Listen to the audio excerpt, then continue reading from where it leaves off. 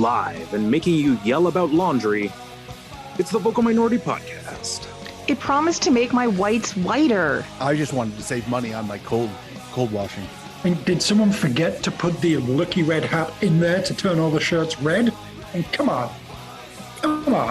Raise your voice. Smells like springtime. That's not Downey. That's relegation. Going Downy. Going Downey. Oh, dear. Well, hello and welcome to this week's episode of the Vocal Minority Podcast, the podcast that honestly almost forgot that the new MLS season kicked off this weekend. Most people in North America did too. It's okay. Yeah, probably. On this week's show, we look back at a disappointing She Believes Cup, discuss the ongoing dispute with the CSA, featuring my one-on-one interview with the delightful Amy Walsh, do our first Toronto FC match preview since last fall. It's been a really long time. Been a while. Get into the biggest controversy the TFC has ever faced. It's mind-boggling and blowing and more. And now to this week's panel. Super excited about a new Toronto FC season. Welcome to Duncan Fletcher. Yeah. And you may have wondered where I've been for the last few weeks. I've actually sort of been on strike. Happily, I am now being paid the same as Tony, so I'm back. North-South parity. Yes. He can't wait to... Congratulations, Duncan, on breaking the glass ceiling. Thank you. Well, Thank you're from you, Yorkshire, so it'll be more the glass floor since London's south of you. So there you go. Yeah. Good stomping. He can't wait to spend the next several months talking about a shirt. Say hello to Mark Hinkley. I just appreciate the fact that is significantly died down. But I'm sure I'll be reminded repeatedly as the season progresses. So we probably should stop advertising where our seats are, right? Look, if somebody wants to come up to the top of 222 and find us, we will absolutely have those conversations. Seems reasonable. Waiting for the uptick in all those 2 soccer subscriptions. It's Tony Walsh. Do you guys remember the 80s comedy drama with John Ritter, Hooperman? No. Oh, okay. No. Really? I remember. Man. All right. Oh, wait. Oh, it's ringing vague little bells now. Just like a hotel? An off-brand Superman? Like Superman? No, not at all. No. A hotel? No, I don't think so. I don't know what he was. Just Hooperman. Thought it was funny. Okay. Hoops. It's hot. Hoops, there they are. So hot right now. Right. As for me, I'm still trying to figure out how this Apple TV thing works. Seriously. I don't know. I'm your host, Kristen Knowles. Now to our show. So you buy Apple TV and then you pay more for Apple TV for MLS. And then I have apparently a free season's pass. I'm not paying for a fucking thing. I mean, for people who aren't season ticket holders, pay more. It's an outrage is what it is. How do you like that, Apple? Yeah, but anyway. Hey. All right. Well, first up is what's been going on, and sticking with a recent theme. Yeah, it's all about the KNWNT XNT. And first up, we are going to just look back very briefly at the She Believe Cup results. I can't believe the results.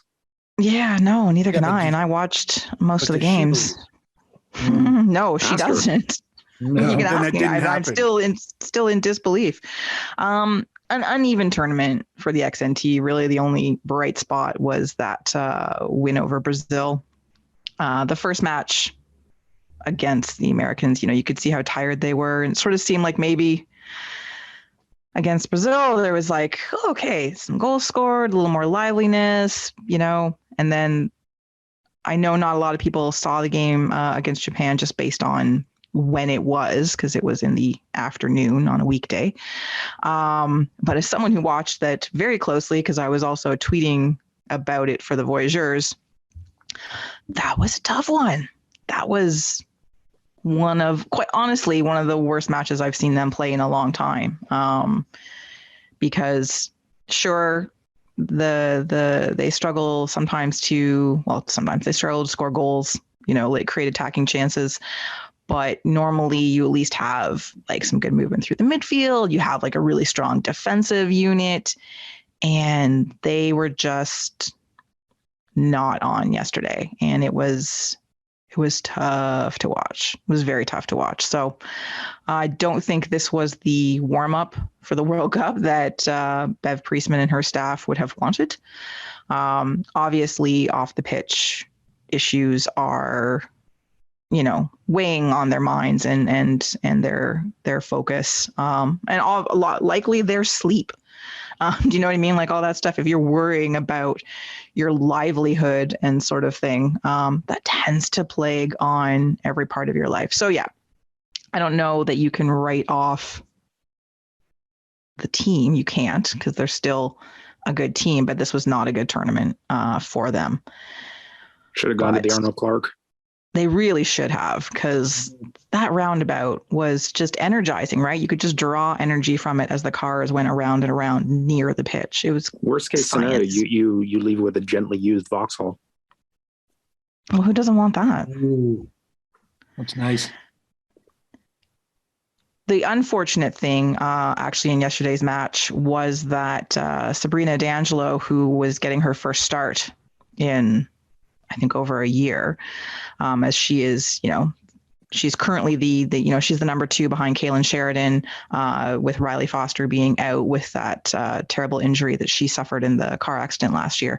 And she got injured in the first half quite severely, that she had to come out and Kaylin Sheridan had to go back in. So again, she doesn't look like she's injured so horribly that her participation in the World Cup will be in question, but it was, again, it was enough. She was very clearly in pain. She could not put any weight on her leg when she was being helped off the pitch.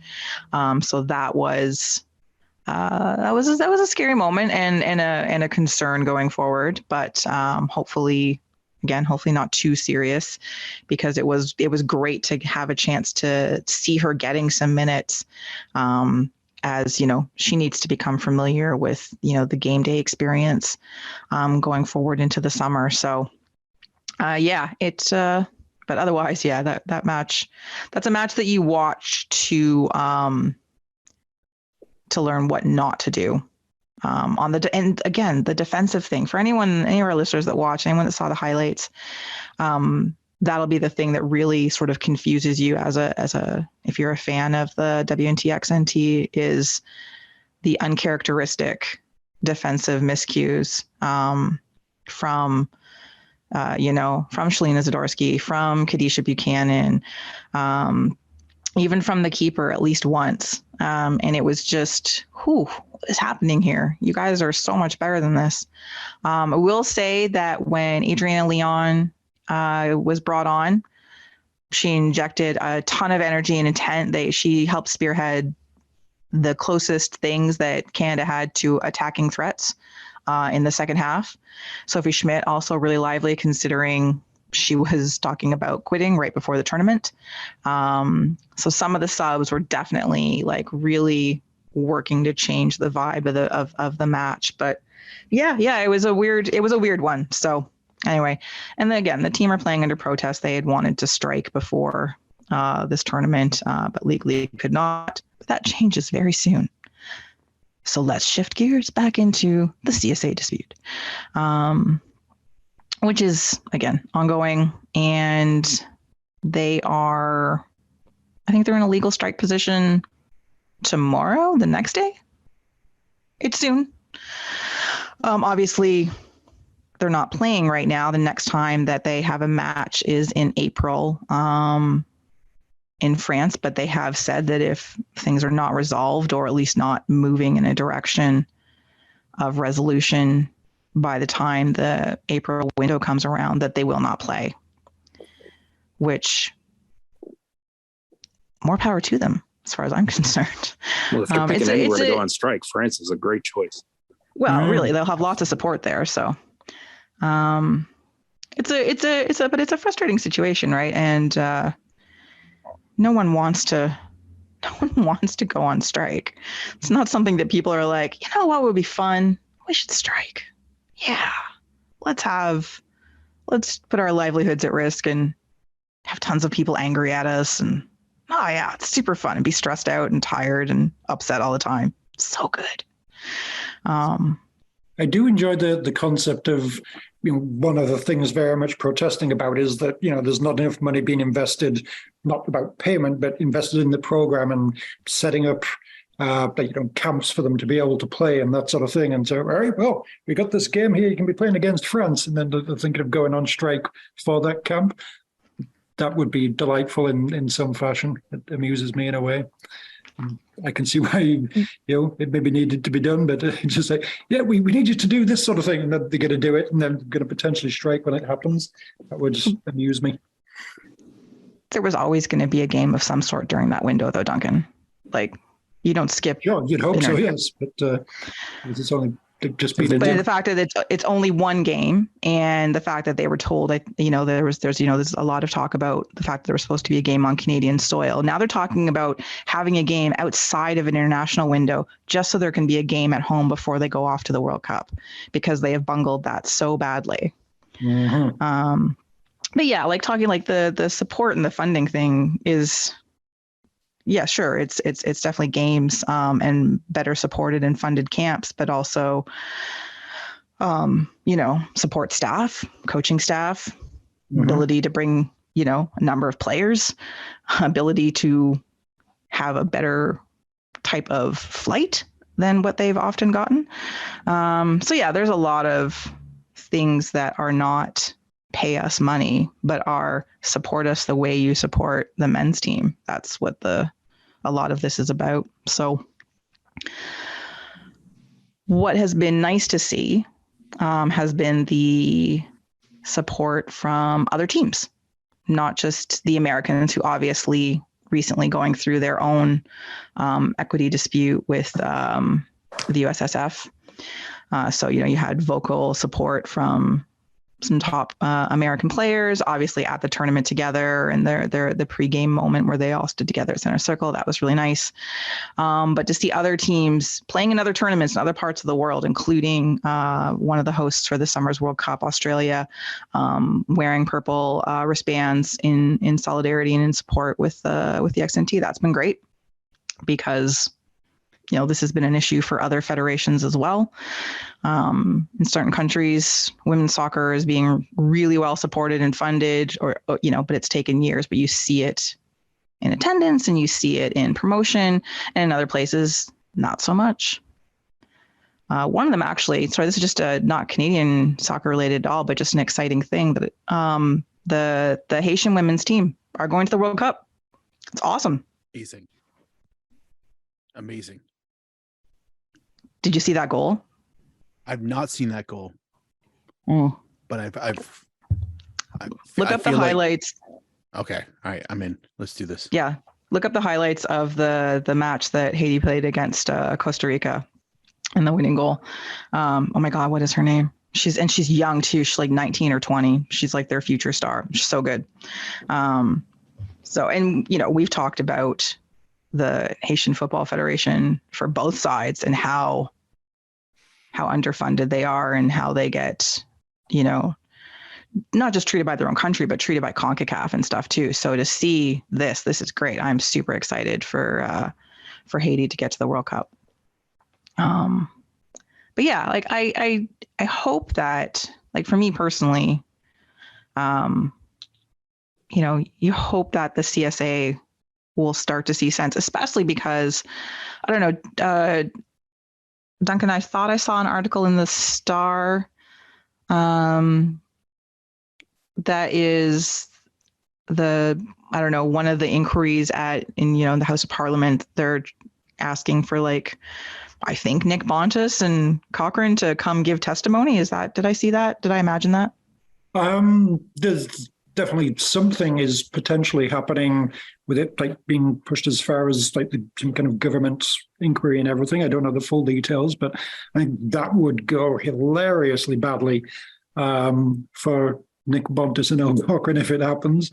So yeah, the Team Chaos part of me is, oh yeah, let's have this. Just get out there and yeah, I don't know. Just again, just this whole thing, just another reminder of, hey, Earl Cochran's been involved in this for how long, and the big worldwide search. They combed the whole wide world just to find Earl. It's just reckless Earl. Yes, every single time anything comes up, and it's like, yeah, I mean, these guys have generally been incompetent for a long time, and that's the guy you want to record with the big reward with the big contract. Brilliant.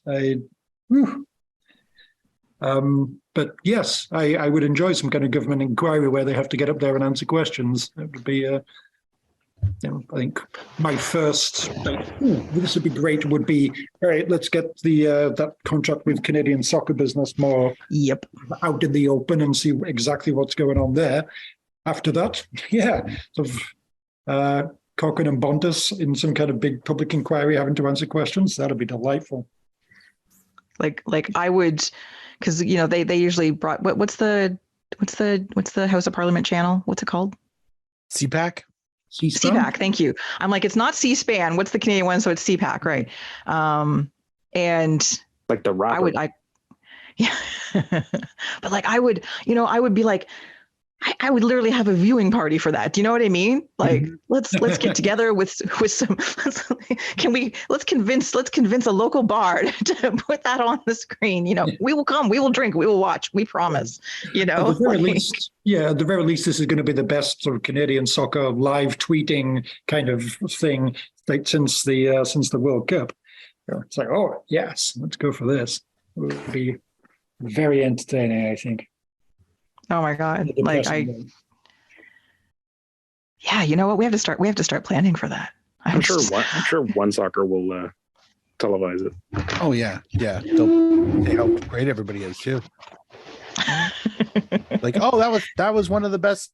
Like, nothing happens, right? It's just all fluff questions that get easily played down, and then they have a 45-minute analysis show to mention all the important things, which of course they omit all the important things.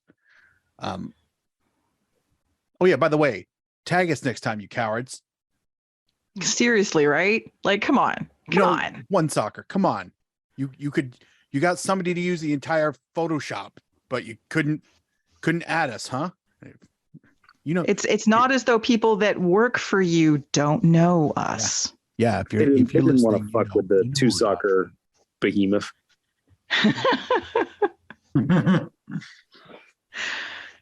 Like, come on now. Although, like, to those of you that have just recently found us, welcome. Yeah, we hope you stay. What's up? Find out which one of us is the one who's responsible for all the shit that happened on Saturday. Is it Tony? I heard it was Chris. It's always me. Why is it someone else's turn this time? I'm sick of it being me all the time. Wasn't here. It's true. Yeah, I feel like that One Soccer tweet talked about the host of the Vocal Minority podcast. So that's got to be you, Kristen, no? Yeah, host/owner. Oh, whatever. Oh yeah, the host thing. That's right. What the hell? Anyway, it's going to continue to be quote unquote interesting times between both national teams and the CSA over the next little bit. The men obviously have a match against Honduras at the end of next month in Toronto at BMO, and I believe, just from seeing things online, that you can expect to see a lot of supportive signs for the national teams, especially the XNT, in the stands. South End, most of the Voyager sections are completely sold out, so they'll be full. The rest of the stadium, I haven't really looked. I don't know what the rest of the stadium's looking like in terms of sales. But anyway, if you're going to that match or currently planning on going, depending on weather, yeah, like this is a good opportunity to show your support to the players while still showing your disdain for the CSA. Both can be true at the same time. Absolutely. And protest however you want. There's no wrong answer. Just if you want to be vocal about it and try and get picked up on the microphones, hilarious. I encourage it. But if this is a thing that really resonates with you, feel free to do more about it than show up. Feel free just to show up as the protest. Do whatever you want. But remember that it's the players on the field that we're doing it for. So I'm going to protest by showing up and wearing like a black jersey, not a red one. Imagine. Duncan, how dare you? Canada are clearly, we say Allez le Rouge, not Allez le Noir. Exactly. Canada's best kit was that blue one, though. Oh man, that's true. That is a collector's item. Yeah. That people still try to find to this day. And I proudly wear my blue Canada jersey. And whoever thinks I'm wrong, you don't know what you're talking about. That blue Umbro, was it 125, 150, 100 years? It was a centenary. I can't remember what the centenary. It's the centenary kit. Centenary kit. If honestly after that came out, if they just went full into it, I would be so okay with it because it was sweet. You would say that.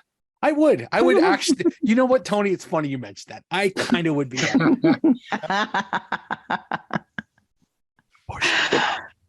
I get it? What if I make a big cutout of D-Rose head with a word bubble that says "Eat balls, Bontus"? I mean, I honestly, I would love to see that. So yes, please do that. Oh, does that mean you're going? Is it raining? Not yet. No. Ooh, sounds good. Oh, terrible. I just want to see you try and smuggle in a giant cutout of D-Rose head. Never mind the chat bubble. I just think that's funny to me. And visually explaining to the security guard, who's this? Women's match. What's this? What is he doing? What are you doing? Anyway. All right, so this will be an ongoing discussion as things happen between the XNT and CSA, and obviously the MNT as well. So just as things happen, we will continue to discuss it. Do support the players; they deserve our support. And as Mark said, in whatever way you wish to give it. I get the desire to boycott matches. I think most of the players would say, please come to the matches so that we can see you in the stands, and voice your displeasure in sign form, as Tony just very cleverly put out. Or what about online. The art of slam poetry? I think that I would consider paying money to see you do a slam poem against the CSA. Yes. I didn't say me. I meant Duncan. No. If you're asking about it, I feel like you have an idea. So I would pay money for that. Also, I feel like we wouldn't have to pay Duncan to do it because I feel he'd just do it. That's true. It just flows out of Duncan naturally. Yeah. I mean, I need, if somebody else can write this for me, then I'll get up there, perform that. Absolutely. 100%. Yep. They'll hear me. Oh, It'll be like Hamilton. Yes. Not that Hamilton. The other Hamilton. No, the other Hamilton. No, Jordan Hamilton. Got it. Yeah. No, the other one. I'm out. Yeah, totally out. All right. Before we move on, earlier today, I had the opportunity to have a one-on-one interview with the delightful Amy Walsh. What? Canadian soccer legend. I thought the Walsh quota was already covered on the show. Yeah, no, sorry. We need to go find an extra. Wait a minute. Does that mean I can leave? No. She's an extra, not a replacement. Does she go by Banger as well? No, I did ask, and no, that was not one of her nicknames from her footballing days, unfortunately. Okay. But anyway, it was a great conversation. So we're gonna add that in here right now. Please enjoy. And thanks again to Amy for coming on the show and chatting with me about the current situation and a few other things. Hello and welcome to this special guest interview on this week's episode of the Vocal Minority Podcast. Joining me this morning is former Canadian Women's National Team mainstay and Canadian soccer legend, yes, legend, Amy Walsh. I know you're going to disagree with me, but my listeners and the rest of the podcast, we view you as a legend. So thank you so much for taking the time to talk to me today. Oh, my pleasure. And listen, calling me a legend, I should just say, thanks, Kristen, and then take off from now because it's only going downhill. You can just save that clip and put it in, when we get audio bios on Twitter and stuff, you can just use that and it'll be perfect. That's right. That is an audio bio, kind of like your business card for the podcast world. A little bit. That's true. Well, I'll take it. I want that. Timestamp that. Excellent. And send it over. There you go. You got it. All right. So you played for Canada for over a decade. You've got 100 plus caps. You went to the World Cup. You went to the Olympics. You were the captain. You were one of the engines on the pitch. And you're in the Canadian Soccer Hall of Fame, rightfully so. So you have been in and around soccer most of your life, and yep. Canadian soccer, again, most of that as well. Obviously, you've had to deal with issues as a female soccer player, both on and off the pitch, but also as an international in relation to the CSA.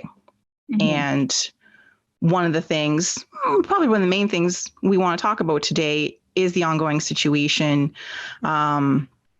with the CAN, WNT, XNT, and the CSA. And the first thing I wanted to ask you, so you're a longtime member of the national team. Again, you're a longtime member of the program. You played with some of these players, some of the current players that are involved in this. Is this the same fight that you and your teammates were going through, albeit much quieter? Or has this evolved as the game has evolved, as awareness has evolved? Well, I think before I jump in, I'll say I played with a dwindling now group that still remains on the national team. So with Erin McLeod's retirement a few months ago, that was one person whom I loved, whom I adored. She was the best teammate. She's a terrific person. Amazing person. So that was -1, my link with the current team. And then so all who remain are Christine Sinclair and Sophie Schmidt. So talking about legends, that's two right there. Massive. But yeah, so my time, I retired in 2009. And so they're my link, my buddies that are still with the team. And so I think that, not the departure, but that gap sort of in between my career and the current team, I think also speaks to the fight now, the analogy that could be made, that I feel further removed from it, but the fight at its core is essentially the same. And there's nuance to it because, as you alluded to, there's a professionalization of the game, and women's sport is a growing industry, and women's soccer in particular. I think we're doing everything in North America and WSL particularly because we're still without our own league. But thank you to Diana Matheson. It's coming in 2025, and so finally Canada will have its own domestic pro league. But we're just fighting and clawing to keep up with the progress in Europe and how quickly the sport is growing, and rightfully so, because the women's game for a long time we weren't allowed to play, but then you're allowed to play. And then I think that, like the resources and the funding and the support for the game wasn't really given the same accord as the men. It was, apples and oranges. And in many ways it still is, because of the disparity that exists, not only in FIFA prize money, but, if you look at transfer fees, if you look at salaries, it's still two different worlds. But hopefully that gap is closing. But the unfortunate thing for me, to go back to this labor dispute, is that the same issues that we were fighting for back in the day, when we would spend 2 months in the barracks in Esquimalt, and that would be like our national team kind of commitment for the year, both from a federation perspective, but as a player perspective, to now when there's FIFA windows and it's year round and it's, as I said, more professional. The fight for that gender equity and equitable treatment is still happening. And so that's why, this barrage of news the last few weeks, and the women competing at the She Believes Cup and then trying to strike, being forced back to work. They'll be able to officially strike at the conclusion of the tournament. I think 2 days out now, I think February 24th, they'll be able to, which is great. That'll keep the talk going, because it needs to. It can't go away just because the team's not playing.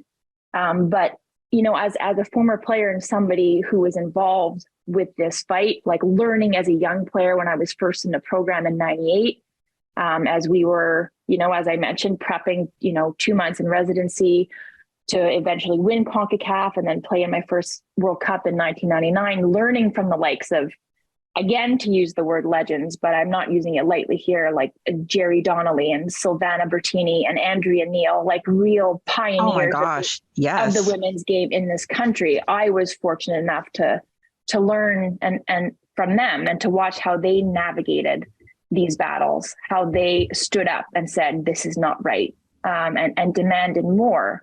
And then now the scalability of all that is the same thing still happening. The same issues exist, but it's just, the progress of the game has kind of pulled everything along. But unfortunately, the federation hasn't been able to keep up. So it was, I found myself, since the women put out their statement and the men followed up with one of their own. So it's good that there's that mutual support. Mm-hmm. But what I was really kind of shaken by it. And I couldn't believe that, more than a decade removed from my retirement, 20 plus years since, we first started this fight. And even before that, just fighting for almost a right to play and the right to be compensated for time away from work, because we had to work back in the day in order to make ends meet. We were not professional. We were not full-time athletes. But at its root, just to have that equitable treatment, the similar resources, the similar fixtures, similar staff and support, accommodations, travel, everything that surrounds the game in order to make it professional, and is really more important for women because of that disparity that I alluded to earlier on. That women, yes, more and more are in professional environments, but you're not getting compensated the same way as the men are. So a professional environment at your own federation is infinitely more important for women, and our federation still fails to recognize that. So a long-winded way, Kristen, to answer your question, but it's very much the same fight. It's just evolved in a sense, but at its root, it's the same thing. Yeah, well, and that's the one thing, and I'm really glad that you mentioned it and you really highlighted it. And it's something that I've tried to do in conversations, and we've tried to do, is really talk about the disparity in resources. Like, sure, mm-hmm. Yes, pay equity is a huge thing as well, but it's the support. Yep. And for years, the women were the only national team that was successful. They were the ones that won things, that accomplished things, that went to tournaments, that went to the World Cup, that went to the Olympics, that filled stadiums on the rare occasion that they played on home soil. And this has been a frustrating part of this conversation as a fan and as someone who's, tangentially part of Canadian soccer scene, as it were. But to have to sort of keep explaining that it's a lack of support. It's the money is almost the bottom thing in all of this. It's the promotion. It's the, like you said, coaching staff, training time, windows, matches, merchandise. Oh God, it's the merchandise. Anyway. That's like another series of podcasts in itself. Exactly. That's like, we could do that weekly, let me know if you want to, and we will. Mm-hmm. Did you see, sorry to jump in there. Yeah, go ahead. Did you see that the US Women's National Team Players Association almost immediately available following the She Believes Cup opener where Canada lost to the US? The US was very vocal in their support, big stars like Alex Morgan and Megan Rapinoe supporting them, in press conferences and scrums and on Twitter, on social media. Brilliant stuff. But they have their own store, and they immediately had a purple t-shirt, with all the buzzwords around pay equity and equitable treatment and equal pay and all that sort of stuff available for purchase. And then they, it was done. Yeah. I was like, here. And I know, again, apples and oranges when we're talking about resources and the amount of money that's available for them compared to our women's team and Canada versus the US. It really is. But I mean, I think that would be possible if somebody had the foresight to plan it, that the demand for these women following 2012, when they won the bronze medal, even before that, but let's give them a pass before that. After that, let's do the modern success, the last decade of constant success on many levels, when, again, the men, and again, I support both teams. I support both teams equally, fanatically, and I go to games. I go to all the games. If I can get to them, I am there. Take my money. I will be in the stands. I want to do this.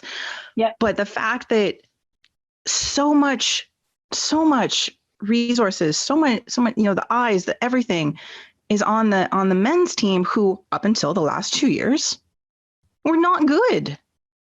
Or, they failed to live up to their expectation. They failed to live up to their talent. It's a frustrating time as a Canadian soccer fan. But then you could go watch the women win medals. Oh no, they're only winning on the world stage. Let's not capitalize on that. And not as a one-off. Consistently, 3 podiums in a row, culminating in the gold medal. And yet, they have a celebration tour, which it was not a visual medium, but I'm doing the air quotes because 5 games over the course of 2 calendar years does not constitute a celebration tour. No, it was badly done. And some of it, I give them a small pause because of pandemic stuff, and it was harder to do, but it felt very last minute and as an afterthought in the case of at least a couple of those games. Yeah, and that's what the women's program's been. It's despite all that success, they're always considered, or they're continually considered. Yeah, they are the second rate citizens. They don't get, and that's incredibly wrong and offensive and disrespectful, and something that really needs to change. And so when all of this started happening, a little bit, like last year when the men, but good for them as well. Everyone should stand up for themselves and make sure that they are getting, equitably treated and that sort of thing. But the women's fight has been going on for so long. And I cheered when their statement went out.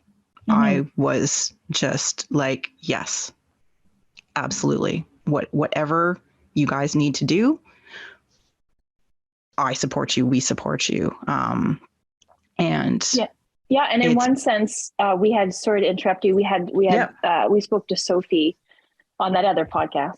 Yes.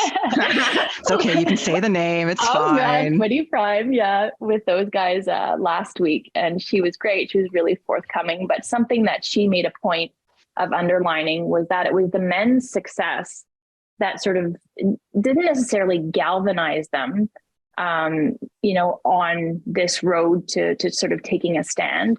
but it almost was more empowering, and they felt it exposed a lot of the issues that had been there for a long time. Really highlighted what's been going on behind the scenes, or what's not been going on behind the scenes. No, I appreciated that. And it's true. It does. And it helps, anything that helps shine a light. And if you've got like the more, and again, not the more successful, but the more doted upon side, noticing issues and bringing that to light, that helps shine a light elsewhere. And, you know, the focus, you know, should be shifted and should be mostly on the XNT because of the disparity. Now, I did have a question, you know, you're still former teammates, only a couple left, but you know, these players, you know, these athletes. Did any of them come to you for advice? No, they didn't about this, but I mean, that's not even anything I gave a moment's thought to. I think as I mentioned earlier on, like I'm pretty far removed from I think the core of that leadership group. I mean, Sinky and so on there, but I imagine that, you know, they'd be talking to Aaron and they'd be talking to Diana, Steph, and Diana, Steph, exactly. Like Diana did so much work. Crazy amount. Yeah. I mean, prior to the association, the Women's National Team Association being formed in 2015, I believe, like Dee was very much like when she went on to do her, like she's about to complete her executive MBA. Rian Wilkinson and I would kind of talk and text and be like, how is she not a lawyer yet? Like, why, you know, like she would have to obviously jump through the hoops and obviously get her degree. But I mean, she could do it in her sleep. She's highly, highly intelligent and had, you know, all the legalese and all the statements and all the paperwork. She's incredible. All the details. I could listen to her talk about this, about anything to do with the women's game, with anything to do with the game, how it needs to change, moving it forward, developing it, creating the league. Like I could just sit at her feet and listen to her. She's incredible. Yeah, I think we need to build like a dais or like a throne or something, and then we could actually do that. Yeah, she would love that. This will be the next national tour. Yeah, that's right. But well, you know what? Like you could do that. Good. Yes. Let's make it happen. No, I was just going to say, like, I don't know if we're going to continue to kind of dissect this and talk about it, but like as women, like they've had to, and I did during my career, like you not only have to fight for your rights kind of within football and everything that comes along with it, like your pay and the equity, as we already talked about with your resources and funding and everything like that. But it's also about the governance and the inherent misogyny, you know, at being treated as second-class citizens. But at the same time, and it was highlighted in this last tournament, where you're expected to simultaneously compete at the highest level. And like, this is something that they've been reckoning with for a long time. So this wasn't, and I've said this before, but I'll keep saying it, like this was not a knee-jerk reaction. Like this has been a slow build for a long time. And now this is a time of reckoning, not only for all the NSOs in Canada, but, you know, Canada soccer in particular, like it needs an absolute overhaul with massive overhaul, the way that it is run. And then, you know, the next thing is can it be fixed? Can our federation now match the success and the output of both of our national teams? And can we do that without sacrificing the next generation? Because, you know, there's also the drain and the lack of funding for our youth programs on both sides for the young men and the young women in this country. But it's particularly, I think, threatening for the development of the young women in this country because, you know, there's the Whitecaps Academy. I'm working on one for CF Montreal, but there's not the same infrastructure that exists for those young women. There's League, there's League One Ontario and and League One BC and PLSQ. League One BC. That's kind of it. And it's and that's one of the other things I think people also aren't talking enough about with this funding cut, is that this isn't just to the national teams. And of course, right now with the national teams, it's going to affect the XNT absolutely so detrimentally in a World Cup year, in a massive year for them. They've got Olympic qualifiers in the fall. Like this is a ridiculous time to be like, oh, well, we spent all of our money on the men. Sorry. But this all trickles down to the youth level. Like there are cuts there too. Like this isn't just like, oh, these are high paid athletes, they pay for professional. No. What does that have to do with anything? This is an entire structure that is being weakened at its very foundation. And again, the women are being asked to take the brunt of it. And it's incredibly frustrating as someone who never played at any sort of like high level. I played a little bit up to I played all the way up to university, but, was never, I wasn't like you, as someone who loves the game but also just someone who is a person and sees, inequality and sees like the trickle down that is happening throughout all of this. Yeah, it's very frustrating. But then you look around, you talked about, teams in Europe and the investment that we see when we watch games over there, both league and national teams. And you see the crowds and you see the support that has come from years of fighting. And you see what we can have. And then you look at what we're dealing with, and it's so dispiriting sometimes. Yeah, it's really disheartening for sure. There's been foresight and there's been people who've been proactive in organizations like UEFA since 2019, the conclusion of the Women's World Cup in France, have had women's professional development and not just professional, but just development all throughout all the age groups, all the way up until pro, and they've delivered on it, and then they have projections for how they capitalize on that and how they build on it moving forward. And then that gap is just going to continue to grow. And unfortunately, right now, when you look at the only pathways that are available to our youth players, and, to finish your thought before about the youth teams and what we're sacrificing, we're going to see that sort of rear its ugly head in, maybe 4 or 5 years when, the player pool isn't as deep. But then hopefully with the league starting, we're able to kind of rectify that a little bit. But again, we're going to be putting in stopgaps instead of being proactive about what's possible. And then we haven't even talked about the knocks to the other programs like the para soccer and the futsal and everything else that Canada Soccer. It all gets affected. Yep. Absolutely. Yeah. But I mean, we're just playing catch up with Europe, and we're seeing it already in our youth teams especially on the women's side with the U17 and U20 World Cups getting knocked out of the group stages this past end of summer and fall. Exactly. It's frustrating. Yep. Sort of one more thing. Well, gosh, again, we could talk about this for hours, and maybe we will. We do. As somebody who is, more on the fan side of things now, and obviously I'm a massive fan. I'm part of the Voyageurs, and this has been an ongoing conversation for the last couple weeks as to what we as fans do to support the WNT, the XNT in this fight. And lots of people are like, oh, we want to protest, or we want to do this, we want to do that. And what would you say? What would you say to fans? Like, what should they do? Just be loud, just keep their voices heard, just keep the pressure on. Like, what would you want to see from the fans?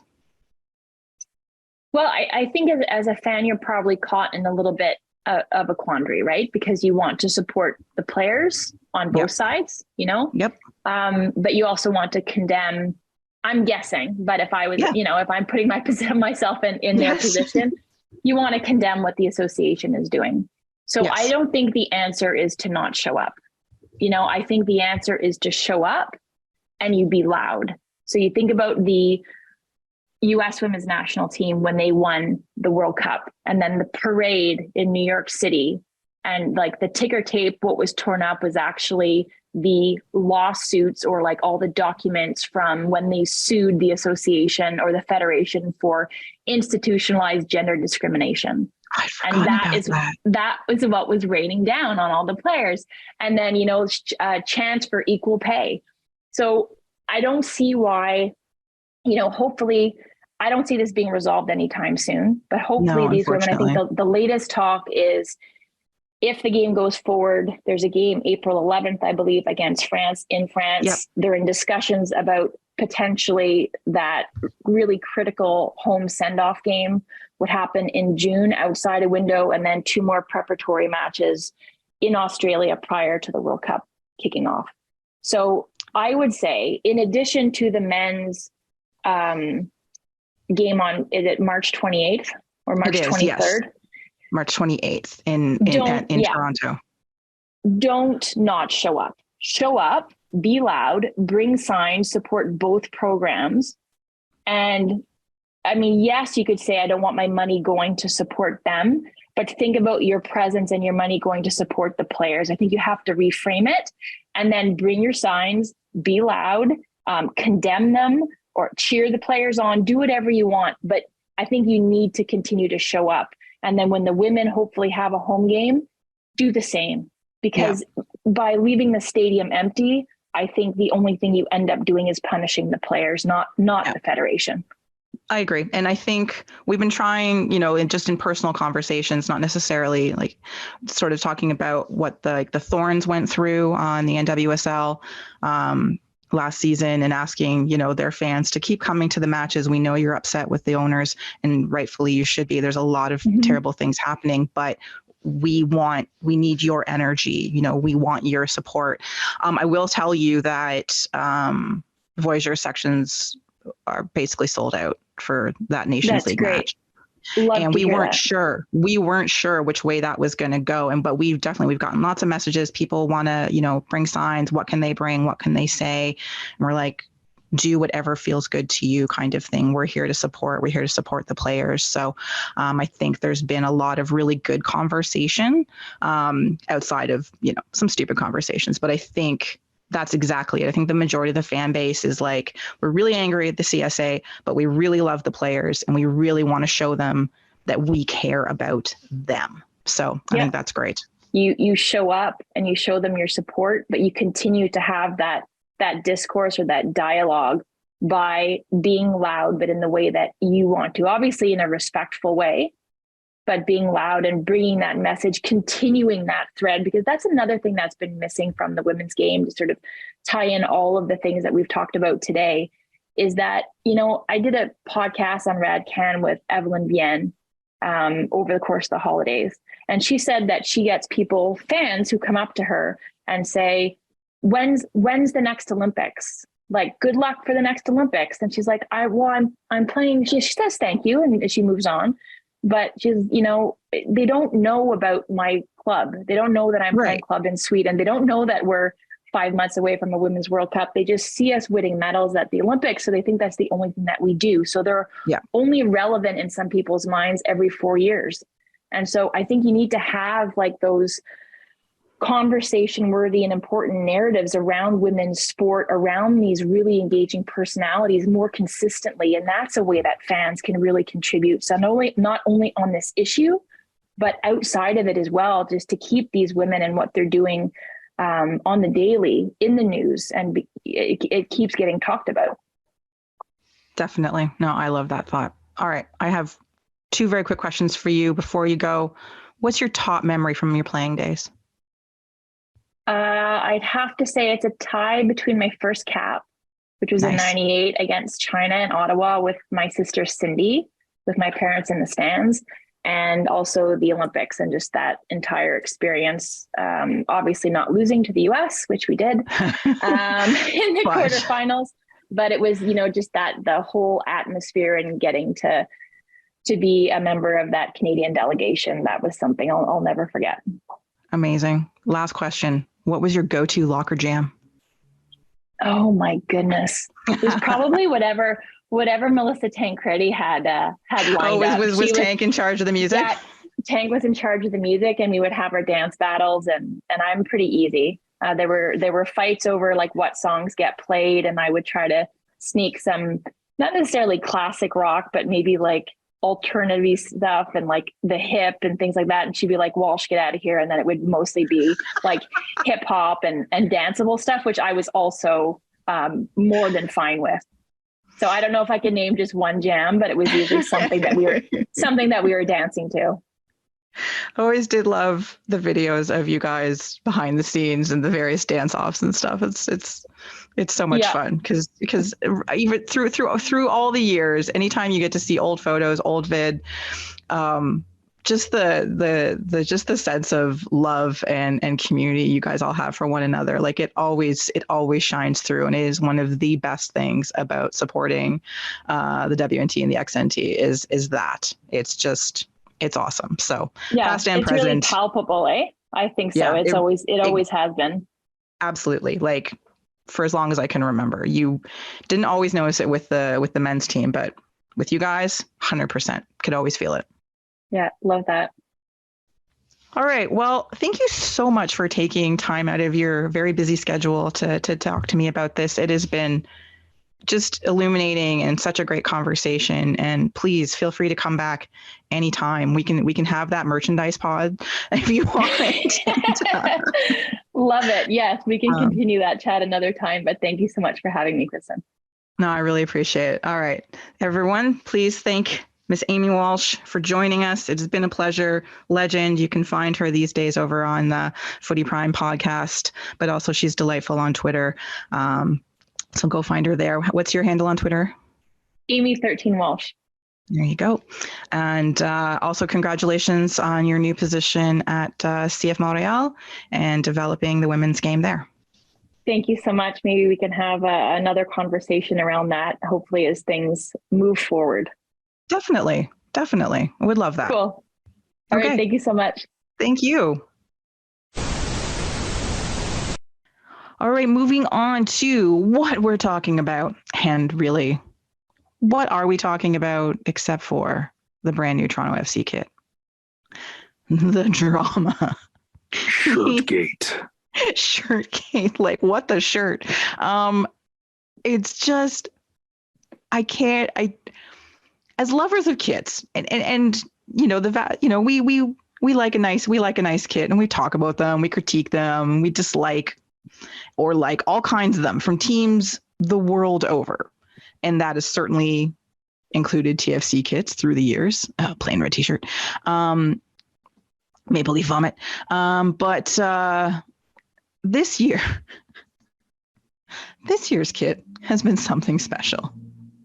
It is inspired, like seriously. And I've tried, I don't know if it's because we're more intimately involved with this one, but guys, do you recall?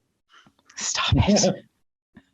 Well, I mean, I did have some time with. Anyway, that's what that sounds. You were alone up at the BMOT G for a while before I got there. That's true. Oh yeah, no that room had no windows, by the way. So, and the candles, that was a nice touch. But anyway, what's really in that sound wave if you play it? Yeah, I was going to say that's it's like a creaky bedpost, isn't it? That's what's like the creaky beds. There's certain intimate action going on there, and that's the soundtrack to it.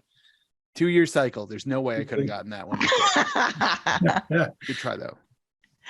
Anyway, but like the levels of ire that have come from a segment of the fan base, like have I just like managed to block this from memory, or is this just literally like never before seen? Help me out here, guys. Yeah, it's probably just the case that you care more about it. Yeah, like I feel like we were talking about this the other day, and it was like what if anything was a trigger or catalyst for like even a similar level of rage for us, for me. And I mean, I could think of trying to jack the prices of tickets to the height of the highest in the league when they were the absolute worst dog shit side in the league. That made me really mad because I'm a customer and I want to pay for tickets, and I don't want to not be able to afford to go to games. I'm mad at the fact that they put a giant roof over the south end, and it does not protect you from the rain. Yep. I mean, it's acoustically, it's brilliant, but that's a really expensive acoustic setup. I get mad when they mic up. You can hang Argos flags off it as well, though. but not TFC tifos at all. Yeah, wonder what happened there. Fuck. But like those things, those are things that have made me like angry, but not to the level of venom that some of these people have levied against the club and other people associated too. Was there some handy scapegoat thrown out there for people to direct their ire towards? Oh, okay. As soon as my face got attached to the email, it was on. Like, it was like instantaneous. And I understand, but also too, I knew that was going to happen. I wouldn't have agreed to any of that if I thought I was going to somehow get away with it, whatever it was.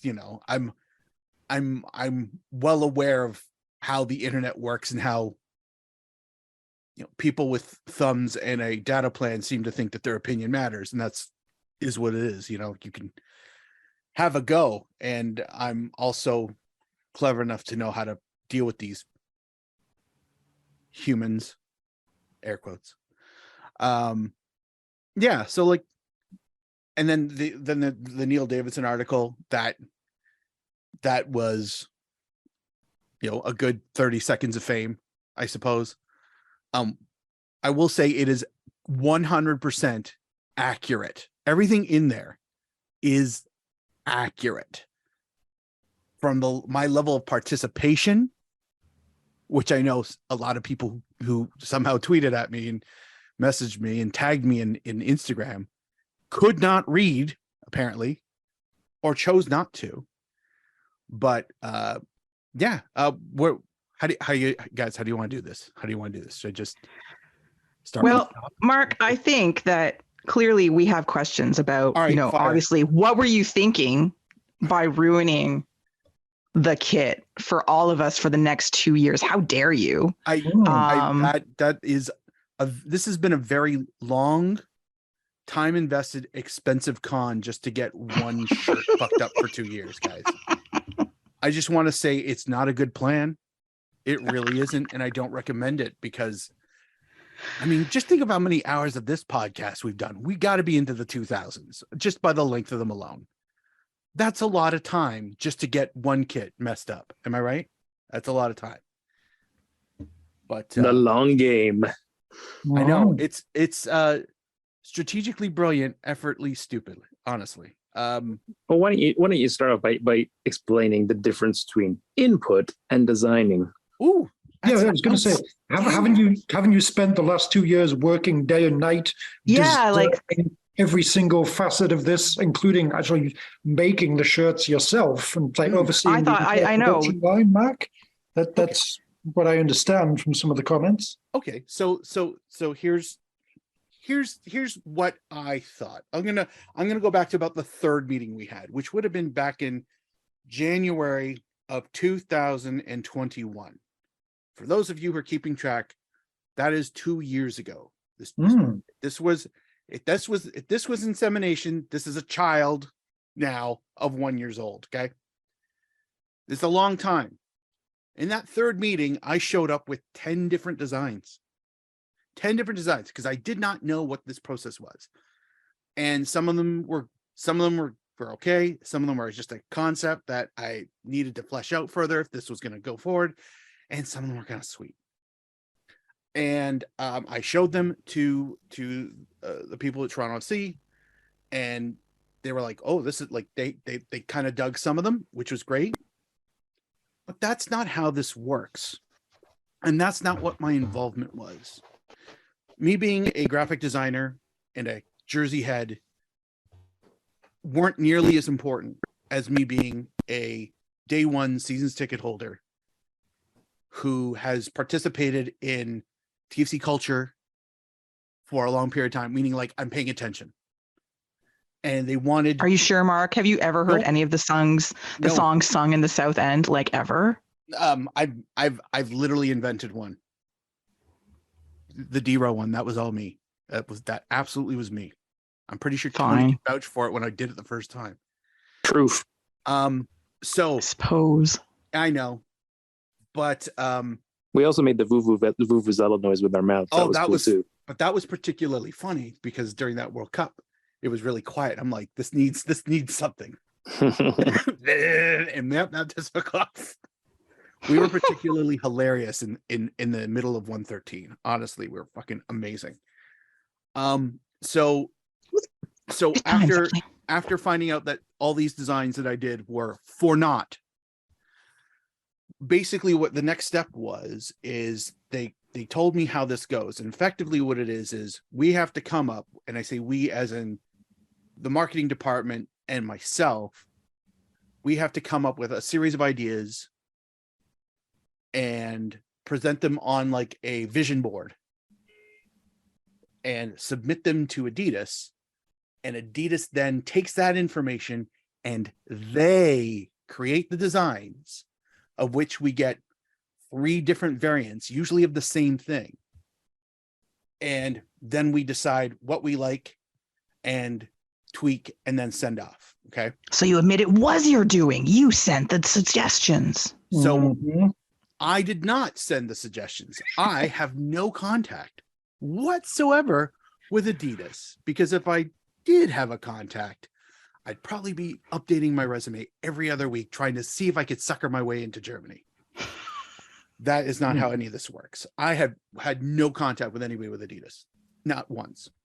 So in that meeting, in that one of the first meetings where I met the marketing department, he had like a couple of very almost like thought exercise type questions. And one of them was, and this is in the article, but effectively like, close your eyes and what do you think of when you think of like the game day experience? What do you see? What do you smell? What do you hear? Yada, yada, yada. And I kept going back to the sound, and I kept going back to the buzz of the stadium. And I'd said like, there's a distinct buzz of the stadium. And ultimately the conclusion I came to, while the South End, the heartbeat of the stadium is the South End, but the heartbeat of the South End is that drum. And that's where that sound wave pattern that shows up on the trim of the hip in the back, that's where that comes from. The only thing I can actually lay claim to where my physical contribution ended up on the kit is that I went and sought out a video that was taken of, I think it was the home second leg game versus Montreal. And I was just looking for the thump. I wanted a cleanish cut of that thump. I loaded into an audio editor, got the sound wave, took a screenshot of the sound wave, cleaned it up, sent it over to them. And whether they used that exact thing or they made their own version, don't care. As far as I'm concerned, that is my only contribution. I didn't get to pick where it went. I didn't get to pick how it looked. I didn't get to pick any of that shit, anything that you would think I would. But it's the only part of the kit that I directly, I wouldn't say designed, but came close to designing. Everything else was other conversations. One of the first conversations we had was they were talking about, there's a lot of interest in bringing back an Onyx kit. But the thing that I don't know how many people realize is that under the current rules, you're not going to get an away Onyx kit. You can't. The rules state that you get a light kit and a dark kit. The red is considered a dark kit. That's why all of our away kits lately have been white or gray or white and gray. The only way that Toronto FC was going to get an Onyx kit was going to be at the expense of a red kit. So then it was how, like, first, one of the first questions was, do you think people would be receptive to this? And I said, yeah, because honestly, I like to see some different things. It's only for 2 years. It's not a life commitment. Lord knows we see some dog shit kits at TSC. We've seen some dog shit kits throughout MLS. But the nice part about that is that they're here for a limited time only. You may have been talking to Jeffrey Neska too much. You know, if the whole thing, will people like? I mean, I no, yes, no lie. Neska. When they did say that, I smiled on Jeff's behalf. I did, because he is one of the more vocal pro Onyx kit people. So with that, it was now, how do we get there? What do we do? And we were spitballing ideas, concepts, and this was actually more with there was a call I was on with the marketing people, but also dear friend of the show, Bill Manning, and Coach Armas. That's how long this was ago. Oh. Remember Coach Armas? Yeah. Wow. Yeah, Leeds Coach Armas? Coach Armas. Man United. Yeah. Oh, Man United's Chris Man Armas. United's Chris Armas. Oh. Yeah. Leeds Chris Armas. Hello. Yeah. Chris Armas. Is he still there after Jesse Marsh got canned? Yeah, he's currently, isn't he currently in charge? No, I put that loosely. Yeah, it was He one of was the for other at assistant least- coaches. He was for at least a match because they were playing Man United the next match, and Yeah, that was like the that's- funny thing. It's one of the other assistants that is like officially the manager now. It's Oh, I thought it was him. That would be hilarious. In a terrible shoot me kind of way. But I guess he's Leeds appoint ex-Manchester United. Oh no, it's to his backroom team. Never mind. Forget it.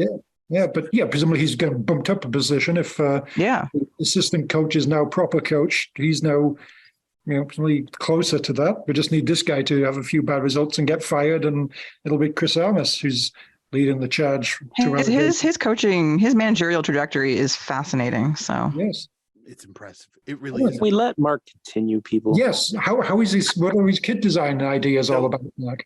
So in that meeting, so this is what I was going to present, air quotes present, at this meeting was basically part of a conversation I'd had about a week before.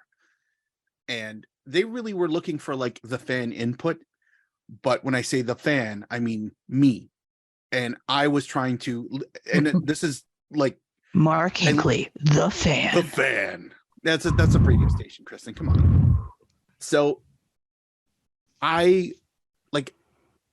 kind of felt like I was taking on responsibility. Like this wasn't like about me. It's like, I think this is what people might get into, might dig. I had a bunch of, and I came up about like, I don't want to say like free marketing ideas, but I'd said a bunch of things like, you can make it an Onyx shirt, but you just say, no, this is a red shirt. Little like with however it turned out, it's like, no, it's a red shirt. You just lean into it. It's a red shirt, even if it was black with red sleeves. It's a red shirt. Yeah, it's red with Onyx trim. Yeah, but what that was one of the ideas I kind of like flew out of my face.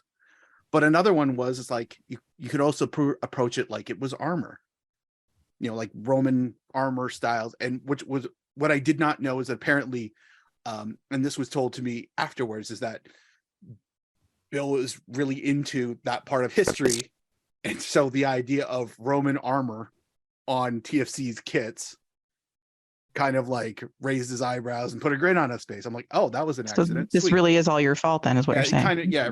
This is the conclusion. This is all my fault. So it could be like that when the Ottawa Senators had that stupid mascot thing before a game and everything. Got a guy dressed up in sort of Roman armor and everything. TFC could have that. Is that on the way? I'm sure it's in a dusty basement somewhere in Ottawa. So what you're saying is we could have had Roma kits? Thanks a lot. Yes, we could have had Roma kits. That was the takeaway. But I said no, Tony. That's the takeaway for sure.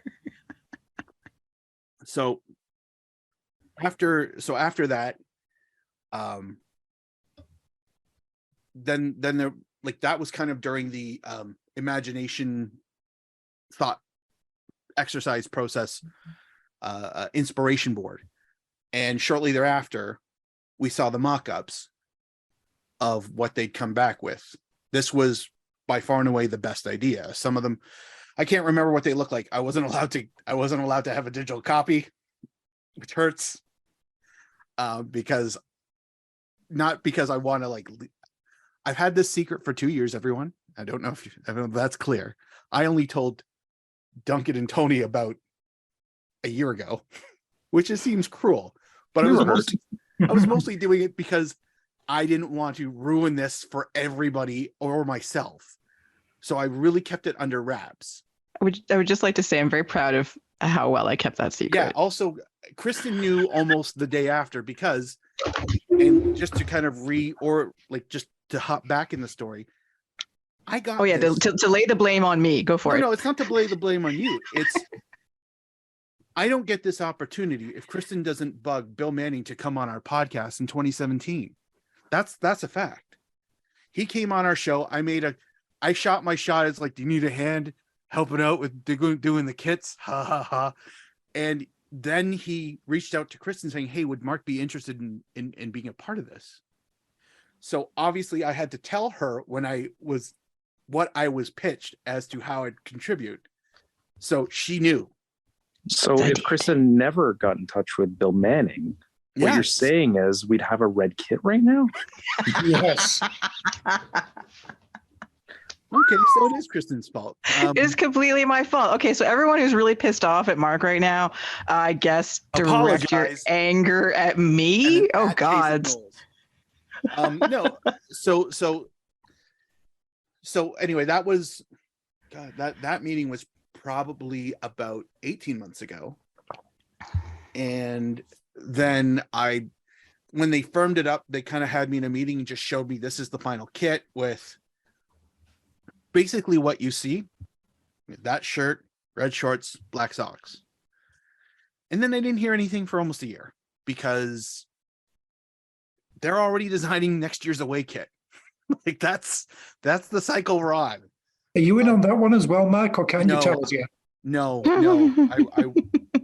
I wanted to. One kit per customer. Yeah. Is that the turquoise one you were telling us about? No, it's all blue and it says Montreal emblazoned across the front of it. Nice irony. And cheese holes on the back. So it's and mountains for the trim.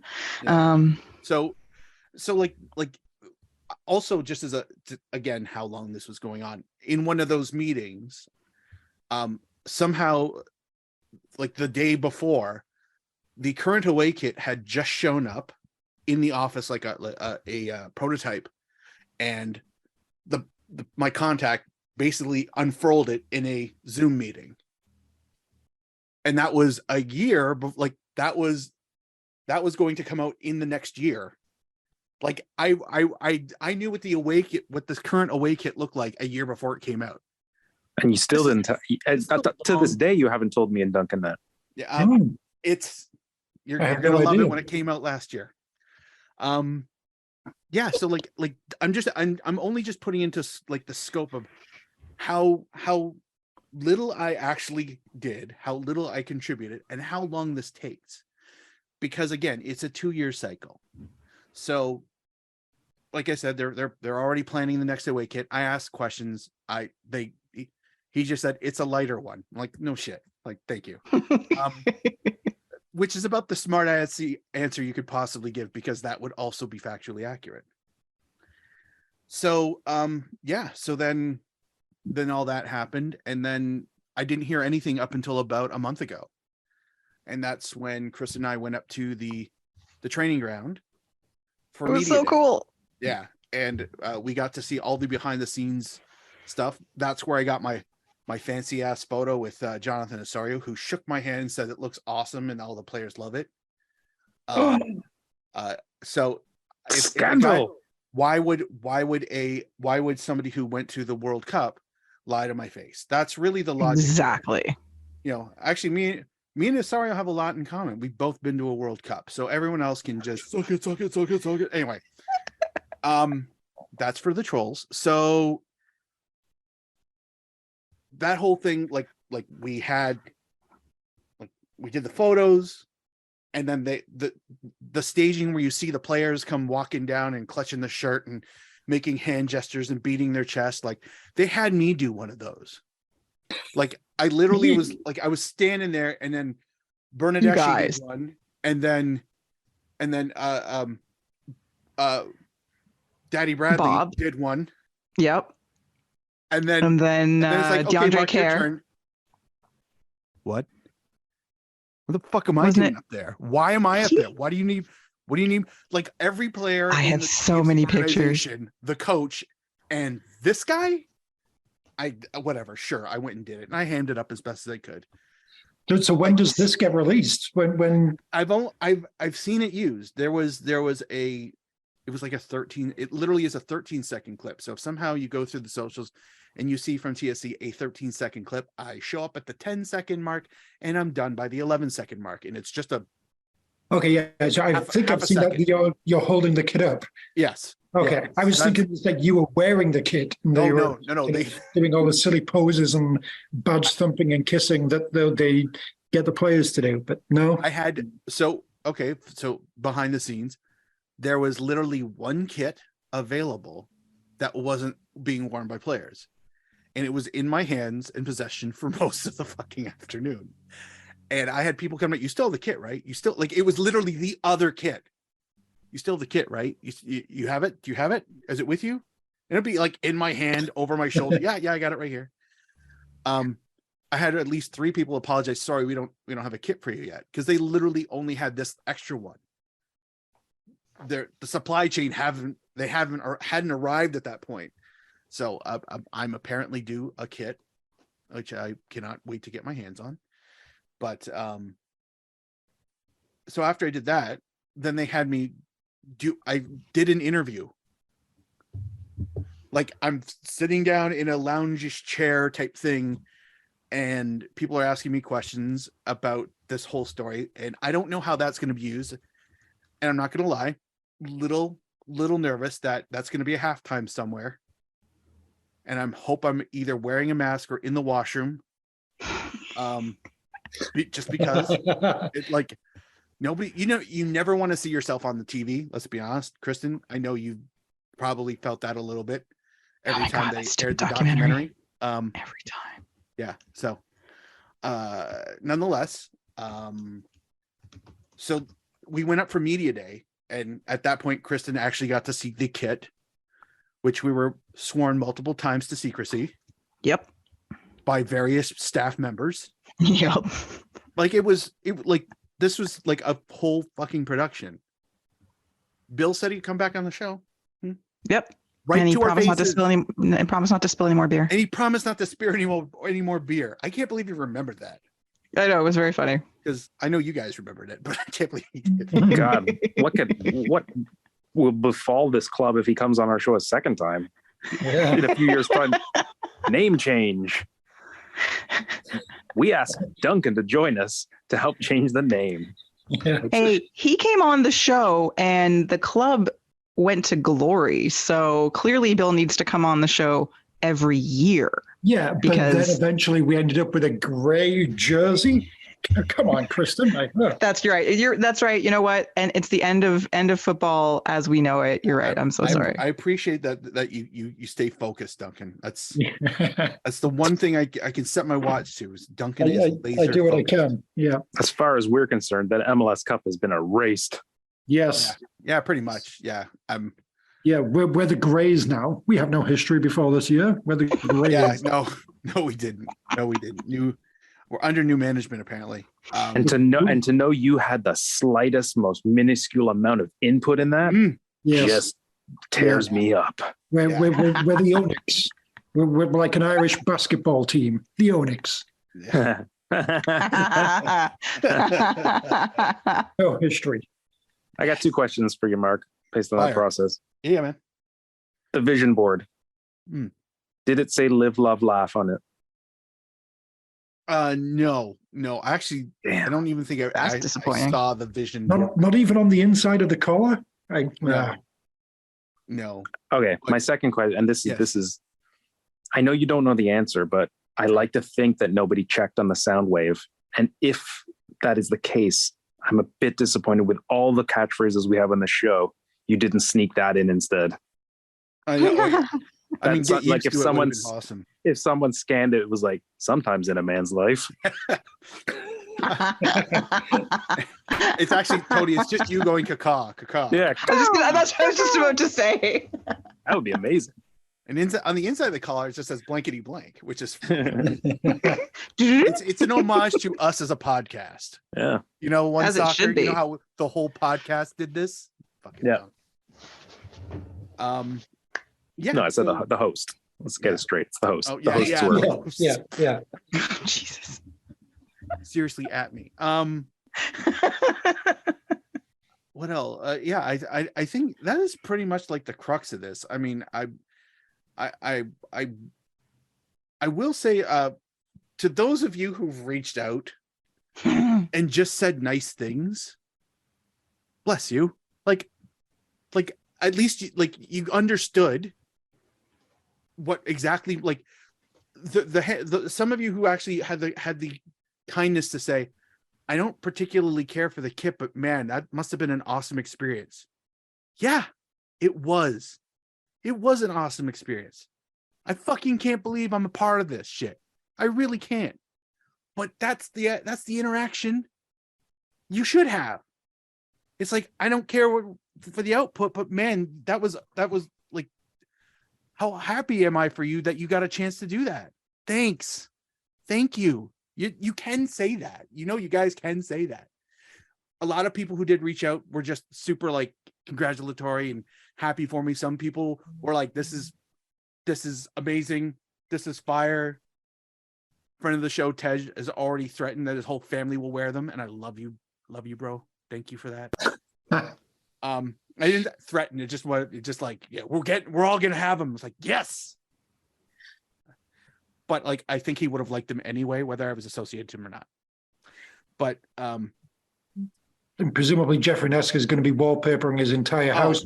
I'm pretty sure he's got 3 now. You know, it's funny. On a serious note about the criticism is that people actually didn't take the time to think, billion dollar like company MLSD and Adidas are actually going to hand the keys over to a fan to design the shirt and just say, okay. Right.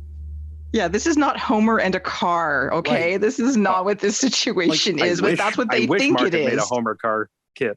I mean, to be fair, that's what I at least, I didn't think I was going to get the keys and have free reign of the facility. No, yeah. I actually thought that I'd present some ideas and then they'd work with me and tweak it and come up with something better. Yeah. But were you surprised when you saw it? What's that? Were you surprised when you saw the finished product? I'll be honest with you. When I first saw it, I was actually a little bit disappointed. Yeah. And the reason why is because and this was on paper. Okay. Like this was like an Illustrator file PNG on a screen. That the light gray stripe was really light. And the red pinstripe looked really thick. Now this is probably more of a diagram than an actual blueprint that I'm seeing. You know what I mean? Like this is conceptually what it should be, but this is not even close to the final product. So what I've seen in person is way better than that image. But I was like, oh shit. Oh, okay. And and this is the thing, like I've done enough print media that what you do on your screen and what comes out of the printer are quite often two different enough things that you just go, I'm going to just trust the printer. So in this case, I'm just going to trust the designers. I'm just going to trust their printers and their fabric people and their ink people who are going to make sure that this isn't really jarringly weird and crappy. And like, because I mean, if the gray was any lighter, it would have been bad. I mean, if I was over in Germany, I would have said, can we make that light gray darker? Yeah. So it's not so like on off obvious. And I probably still might have gotten rid of the red pinstripe, but that kind of separates them, but it's growing on me. The more and more I see it like in a distance, it definitely adds and increases the redness from a distance. So it's not just like, because the way the shirt's cut, the more I thought of it, if they didn't have the red pinstripe, it might look like a training shirt. So like because I feel like I've seen like TFC2 play in a shirt that looks similarly like that on the road or something, or training photos from like when they're on the road or something like that. But once I saw the physical final shirt, my attitude went up on it. Like I'm quite happy with it. Well, that's what I was going to say. Like the day we were up at the BMOT G, like when I got there and you were like, like because I was sort of like met on it up until then, but I was withholding judgment until I saw it in person. The physical kit, especially as opposed to those leaked photos, I can't until you see it looks so much better. So much better. Yeah. And those leaks were kids kits, and some people got that, but a lot of people didn't. Yep. Anyway, the kit in person, especially when you see it on the players and stuff, and in whatever in action, with the it's name actually set, really nice. Yeah. With the name set, it's a complete shirt. Like it really is a complete shirt. But the ironic part about this, Mark, I've known you for a long time now, and worked with you on things you've designed over the years. To people out there, if Mark had actually designed the kit, you'd be blown away probably by what he would have come up with. Like if you had true design, if you did it. Thank you. Yeah, that's too kind. No, it's true because I've seen all kinds of shit you've done, and like that's the like.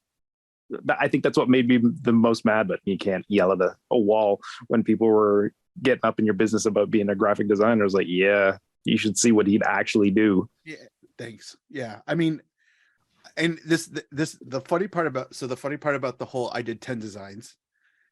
I never in my life have I used the dog ate my homework excuse, but those designs are currently sitting on a hard drive that may or may not be dead. And it was the only place I saved it. So at some point in time, I'm going to go and spend $50 and get a hard drive dock, and then let some software run on it for 8 hours, trying to just pick it apart and see if it can extract it. And once I get my hands on that fucking thing, I may post it somewhere. And and I'll post all 10 of them. I don't care. Like some of them I know are bad. Some of them are like, and for those of you who've ever done any kind of design work, you know what I'm talking about. For those of you who don't, have you ever had an idea in your head and it sounded awesome, and then when you actually put it down on paper or in a program, whatever, you looked at it and went, man, that's dog shit. What the fuck were you thinking? There's a couple in there that ended up like that. I had this one, and in my mind, it would still be awesome, but I just don't think I can pull it off. I had it like a half and half, but on a diagonal, and it was split by the CN Tower. Like, so it was like cast and shadow on one side. Like it conceptually, it sounded amazing, but when I drew it, I was like, this is fucking awkward. It's so awkward. But I'm like, I still feel it can be done. I just don't know how, because this is now an art school technique that I never went to school for. But like the CN Tower would be just down the middle of the shirt, like the shirt's wearing a tie. Oh no, like from right shoulder to left hip. Like okay. On a diagonal. So like Monaco-ish. CN Sash.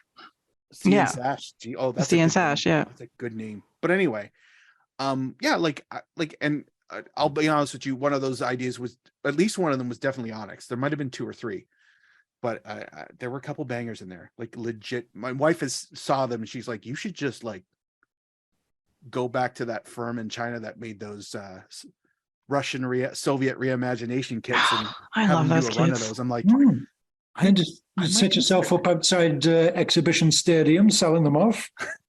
Yeah, as the real Mark Hinckley. Yeah, I'll sign them. You mean the Hinckley signature series? Yeah, I've got 2 of the 5, and they're on back order. Yeah, but my last question on this, Mac. I mean, why do you let them keep the sponsor? I mean, if you designed the whole kit, I mean, how much did BMO give you to put their name on there? What made it sponsorless? I wanted to rearrange the letter so it said mob. I figured we'd get an entirely different fan base with that one. But yeah, no, that's I did lobby for an arm patch spot for vocal minority, and they laughed. They got a chuckle. They didn't answer it, but they got a chuckle. The half and half one that had my face and Duncan's face on the other was my favorite one. You know what? I didn't get a chance to do keeper kits, but that I did think of that one. That one, all our faces in polka dots would have been great. Oh my god, yeah. Oh, that would have been amazing. Orders. Yes. Or most of all, just that plain kit, but when you pulled it up over your head, it had Duncan's face, like the Burger King one. Yes. Oh, fuck. I would totally buy that one. But Duncan not looking celebratory at all. Just straight faced, stoic as fuck. It's the face.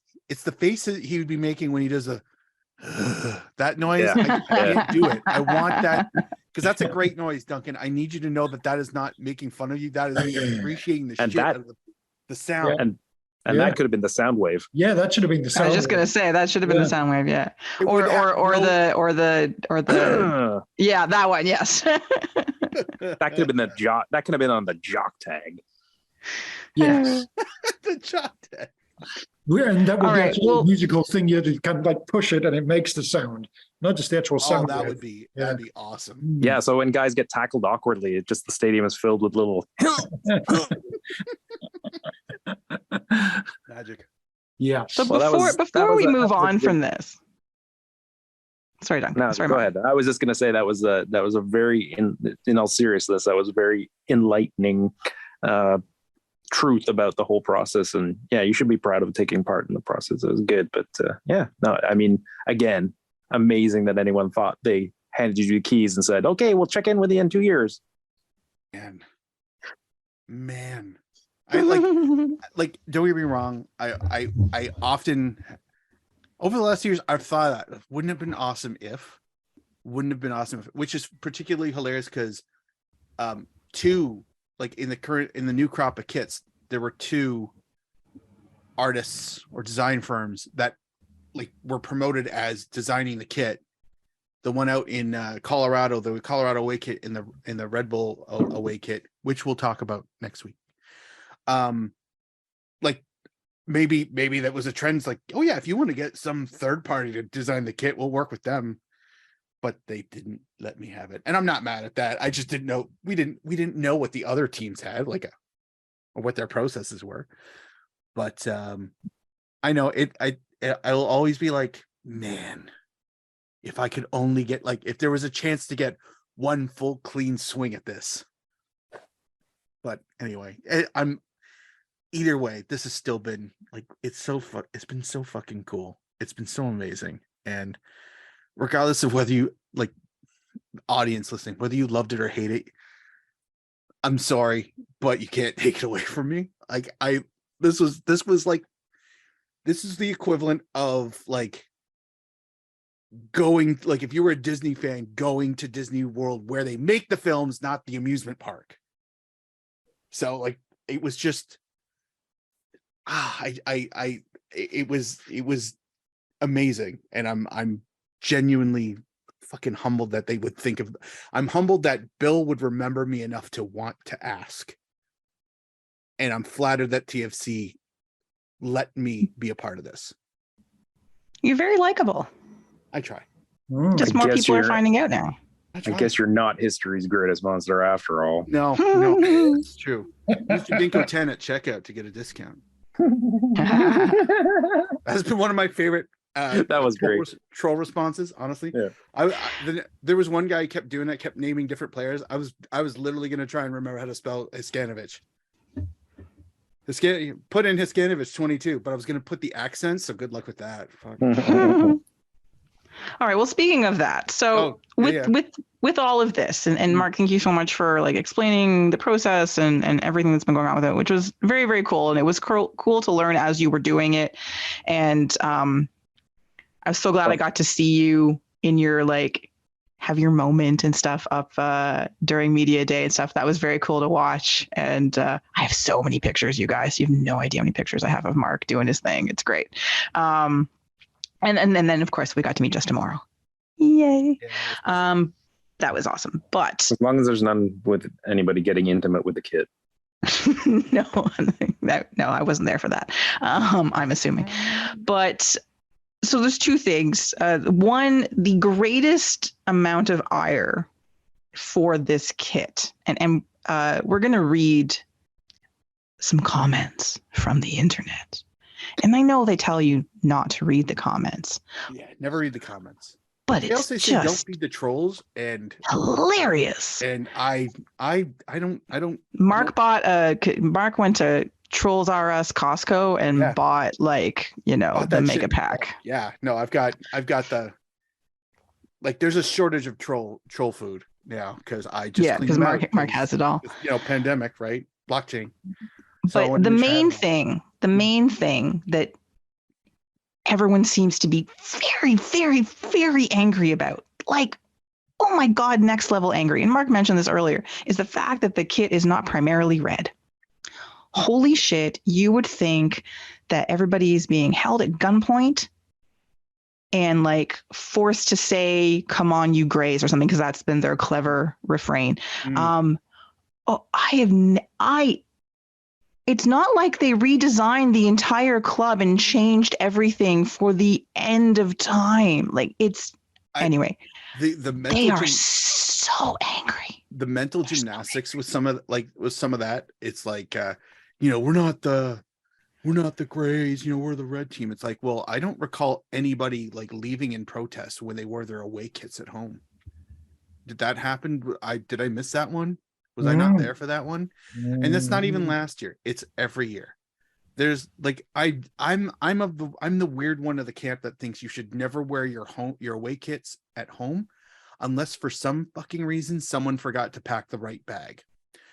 As an emergency. I'm okay as an emergency, but these are literally planned. And I know why. It's because they want to sell shirts.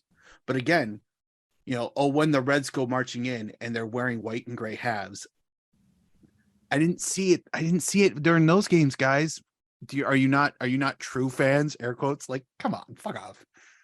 Don't give me this shit. Don't give me this purity test.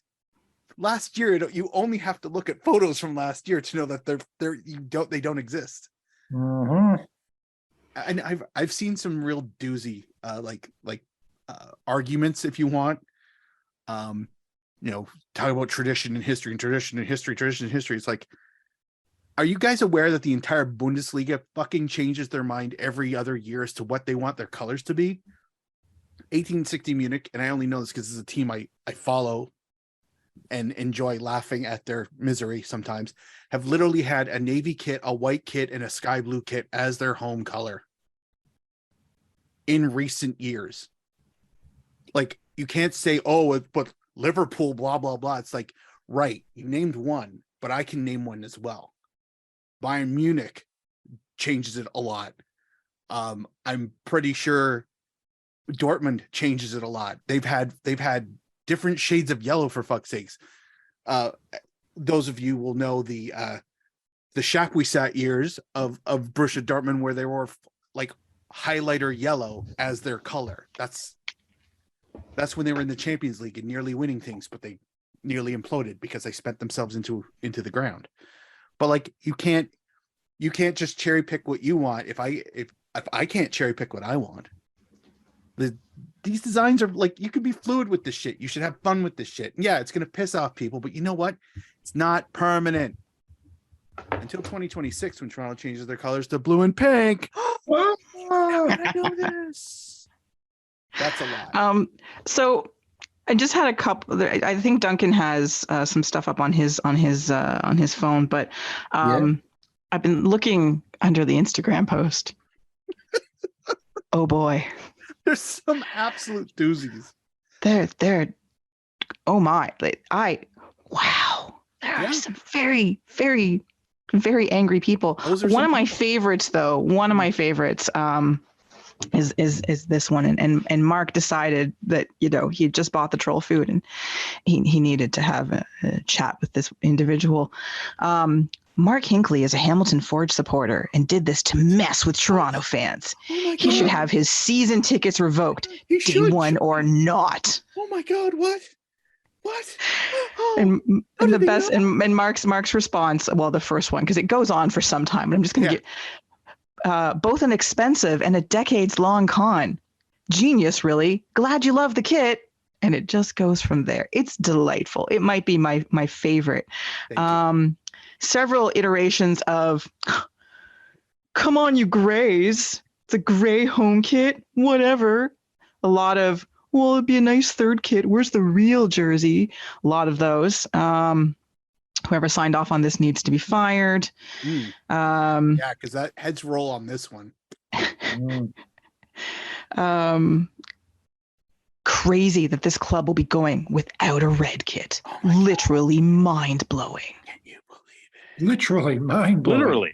Yes. Literally. Imagine Toronto is mind that's blown. Toronto is red. Home kit should be red. All caps. Of course. They're very. The vision of a day one member pisses me off too. I'm a first day member who truly hates it. So now we're at 1-to-1. Yeah, but at the same time too, there's a reason why nobody talks to that guy. Yeah. Like, get yourself a podcast that has the president on, guy. Yeah, exactly. One, then maybe, yeah. Be friends with Kristen. Step 2, do podcast. Step 3, wait. This is great. Yeah. It's not too late, y'all. I know you're a terrible company run by blood-sucking capitalists with no idea of what people want, but it's not too late. Everybody hates this. Everybody. Make a red jersey so whenever we look back at this year, we don't have to think about how terrible we looked, so the rich guys could sell different terrible jerseys. Not too late. Change. Does that guy not know that that's exactly how the model is fucking everywhere? I know. Like everywhere. This guy multi-posts though. Like I scroll and I see he pops up like every 10 posts. It's hilarious. One Man Crusade. Yeah, I've seen a couple One Man Crusades. Yeah. You have how many supporters groups? You ask them input on jersey design how many times, but you give some random the authority to destroy our home kit. Authority. Yes. Fun fact. I was told that yes, I was the first. I am the earliest an outside person has been involved in the kit creation process since TFC began. The kit destruction process. Yeah. Well, you know what? That's how you do it. You do it from the inside, one thread at a time. It was an inside job. Yeah. It's not the thread that binds, it's the thread that kills. Yeah, I know, right? Yeah, mask off. So, but they didn't say what year it was, but apparently there was a year where I think with the 3 kits, they brought in the supporters groups and they picked which one it was. I don't know. It doesn't matter. But like, that's how, like, I can't imagine how many non-disclosure agreements they had to be signed for that meeting to take place. Like, honestly, I signed an NDA. I could not say a thing about the kit until the kit came out. And I wasn't sure about what I could say, but like this is still marketing at its core. Like, it's fine. It's fine. We know this. I know this because I buy how many fucking shirts every goddamn year. We talk about shirts all the time because yes, we do. Because they change. It's always changing. It's always something different. You know what? I said this a couple of weeks ago. The ironic thing for me about this kit is, I think a decade or two down the line, it is going to be such a cult kit because it's so different. Oh my god, probably so collectible. Yeah. I want to just do one more, and I'm going to turn the mean tweets over to Duncan and further discussion. But I just came across this one, and this one just made me laugh. Because Mark, you know how when I was showing you the pictures that I took of you during your media experience on the big stage with the drums and the flames and the music and stuff, and you were like, "Oh man, that's the picture they're going to use." Yeah. Oh no, and that's the picture they used. It's on the Instagram post. That smug expression on Hinckley's face. Yes, Hinckley, you did that. And it's vomit. And most fans fucking hate it. Why ask one fan? Either do a large-scale consultation with many fans or don't ask any at all. Who's this Hinckley guy to become the de facto fan representative? Okay. It was, sorry. It just made me. All right, couple things. What could go wrong with a massive Like, yeah. A couple things. One, democracy is stupid. Okay. Have you ever tried to fucking get everybody on board to do a goddamn thing? Have you seen our elections? Mark, you're for fascist football. Democracy is stupid. Tristan, calm down. Wow, talk about a long con. No, you know what I'm talking about. If we let everybody fucking vote, it would take forever for them to whittle down. And I'm sure the options would be shit. They had a contest to make I'm not sure if it was an away kit or a third kit.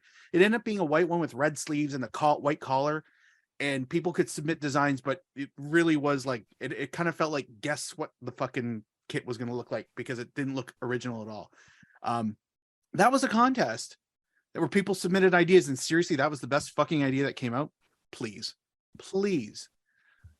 If we were going to get like also too, if you showed people 3 kits, honestly, you showed people 3 kits and 40% voted for 1 and 20 voted for 2 and 35 voted for 3, then you'd have 55% of people going, that kit is shit. You don't think I can't fucking figure that out? I'm surprised whoever wrote that can't figure it out. I'm also not surprised he takes off his socks to count to 20. But I'm surprised you can't count up to a 100, Mark, given you're an accountant. I know. Yeah. Oh, there was one guy who put a post. It's like, go back to doing your insurance brochures. I'm like, what? He almost got it. Wow, you fucked up. Oh, you fucked up twice. That was amazing. It was glorious. I'm sorry. Before we go on, in the Neil Davidson article, I meant to bring this up earlier. In the Neil Davidson article, there was a talk about a third kit. There's gonna be a third kit.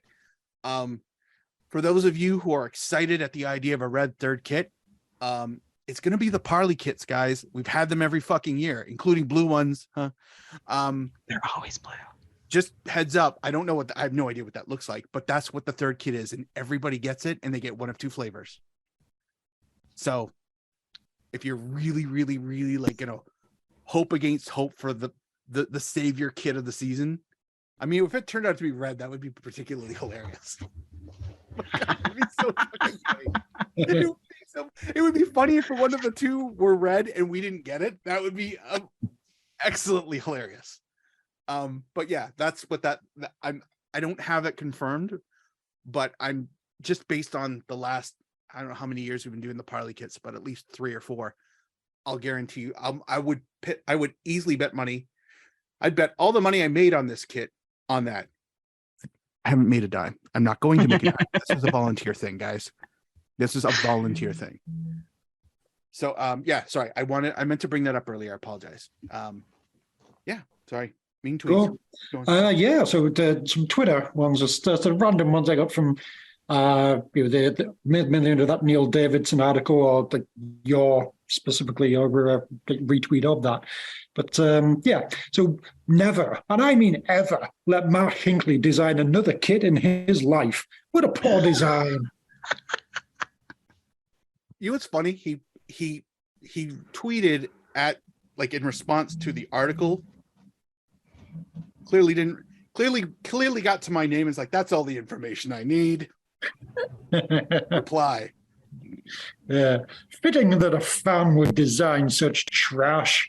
Leave it up to the professionals next time. They get paid to do this for a reason.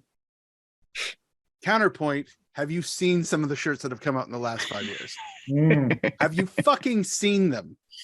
This year's spoiler alert, this year's round of kits are actually really fucking good. But there's been a lot of shit years. A lot of shit years. And you know what? This is going to fucking blow that guy's mind. Professionals got paid to do those. Still, good job. Good job tying up the execs at Adidas, Mark, and forcing your way in there. Yes. To be fair, it was probably the same designer who did all 29 of them, because look how bad it was. Like, you got the fucking time to focus on this. Okay, your priorities this year are DC, one of the LAs, pick it, I don't care. Dallas, and fuck it, Vancouver. Everybody else, you can't spend more than 5 minutes on. Go. Here's a red shirt with 1 button. Toronto, congratulations. Like, God, I hate that kit so much. Like, talk about hating a kit. It is like the stupidest fucking. It is a red T-shirt with a button. I could go to Value Village and get that, and just iron on a badge or something. It's awful. I hate it. The conjecture that this is the worst kit ever is like, that is the worst kit ever. The red one with the one fucking button. Yep. I would also throw in the first And the material sucked. I really didn't like those, but those were templates. That's just like, okay, we've got no time. You get these in red and gray. Congrats. You're a random brand new team from Canada that we are charging exorbitant fees to. Here's your kits. Enjoy. Yeah. Like there's been far worse, far worse. Hell yeah. Even just from an objective point of view, never mind like drilling down as to why and how you got there. It's just there's been some lazy fucking designs. Yep. But that's not so much TFC's fault. That's just as much Adidas's fault. So anyway. Next up, this is a interesting thing here. It's horrible. It's the mullet and bangs version of football jersey designs.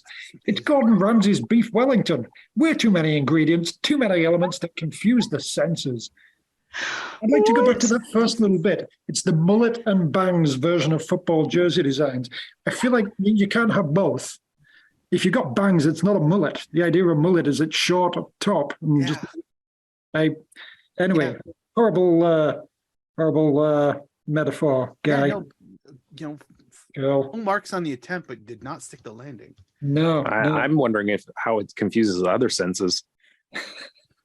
Does it feel and smell weird too? This does not smell at all like a TFC kit should. Yeah, exactly. Yes. There was the wife. She spent. Bless her soul. If I had a media manager, I would have hired her this weekend because she was a fucking legend. She was mostly pointing out to me all the most absurd posts that were in these threads. There was one particular guy. He's like, I'm going to cancel my season's tickets over this. Like I love, honestly, those of you, if any one of you who had that kind of bluster and conjecture over this fucking kit, like, I'm going to cancel my season's tickets. I'm going to blah, blah, blah. I'm going to do this. Like, please just do it. Just do it. You've never been to a fucking game. I doubt you had season's tickets. The last time you went to games, somebody, you mooched off of somebody's parents' tickets because they weren't going because they were up at the cottage. I really feel like the level of like this, like, not gonna happen. Those were a delight. Honestly, I fucking cheered him on. But the one who said he was going to cancel, the first one who said, I don't imagine there's others who said they were going to cancel their season's tickets. I couldn't find it. So here's my response. Please do let me know what seats they were. I would like to buy them. So if you were one of the clever ones who thought that was going to make a point, honestly, go cancel them and let me know what those seats were. And I will absolutely buy the shit out of them. So you don't have them. So, like, yeah, just a couple of others on these two are on a very similar theme. Just, who the hell is Mark Hinckley, and why does he get a say? Who is this Mark Hinckley, and how do we get him to never be involved again? Oh, all right. So who is Mark Hinckley? Strong question. Thank you. God. Mark Hinckley is a fucking amazing human being. He's friendly. He's hilarious. He's on this podcast. He's talking to you right now. Why? Luck. Fucking blind luck. Putting that energy out into the universe and somehow fucking coming back. I'm not in any kind of delusion that I'm like this blessed human being. I'm a charmed human being, but I'm not important at all. I know that. I get that. Hope he never gets to do it again. Man, I'm surprised I got to do it once. You think I'm going to get to do it twice? The only way I see me getting to do it twice is somehow this sells so many fucking kits that they'll be like, hey,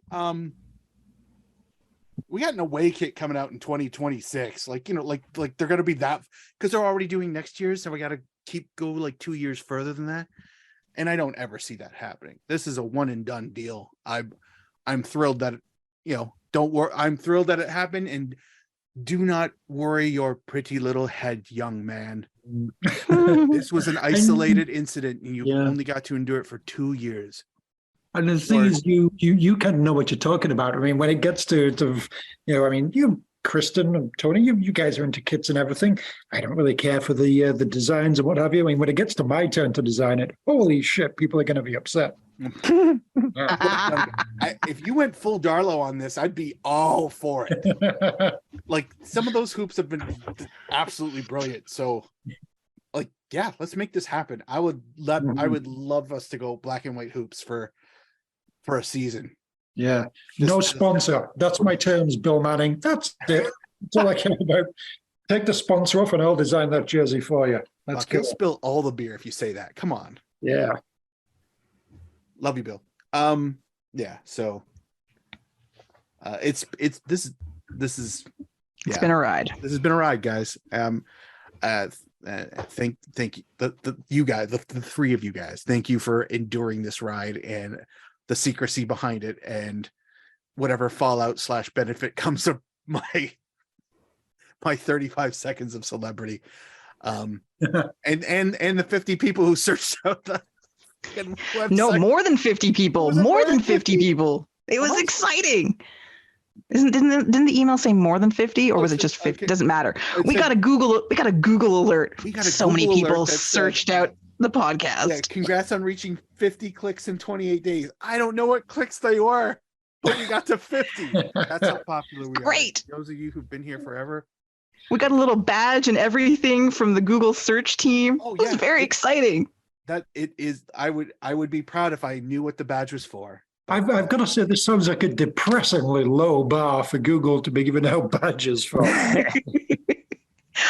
Duncan, we are going to take our participation badge and we're going to like it. Goddammit. Yeah, and finally the long game ends and we can announce that we're really a Montreal podcast. Bonjour tout le monde. Mitsu.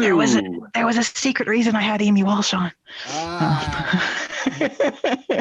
Y'all thought it was a Forge thing.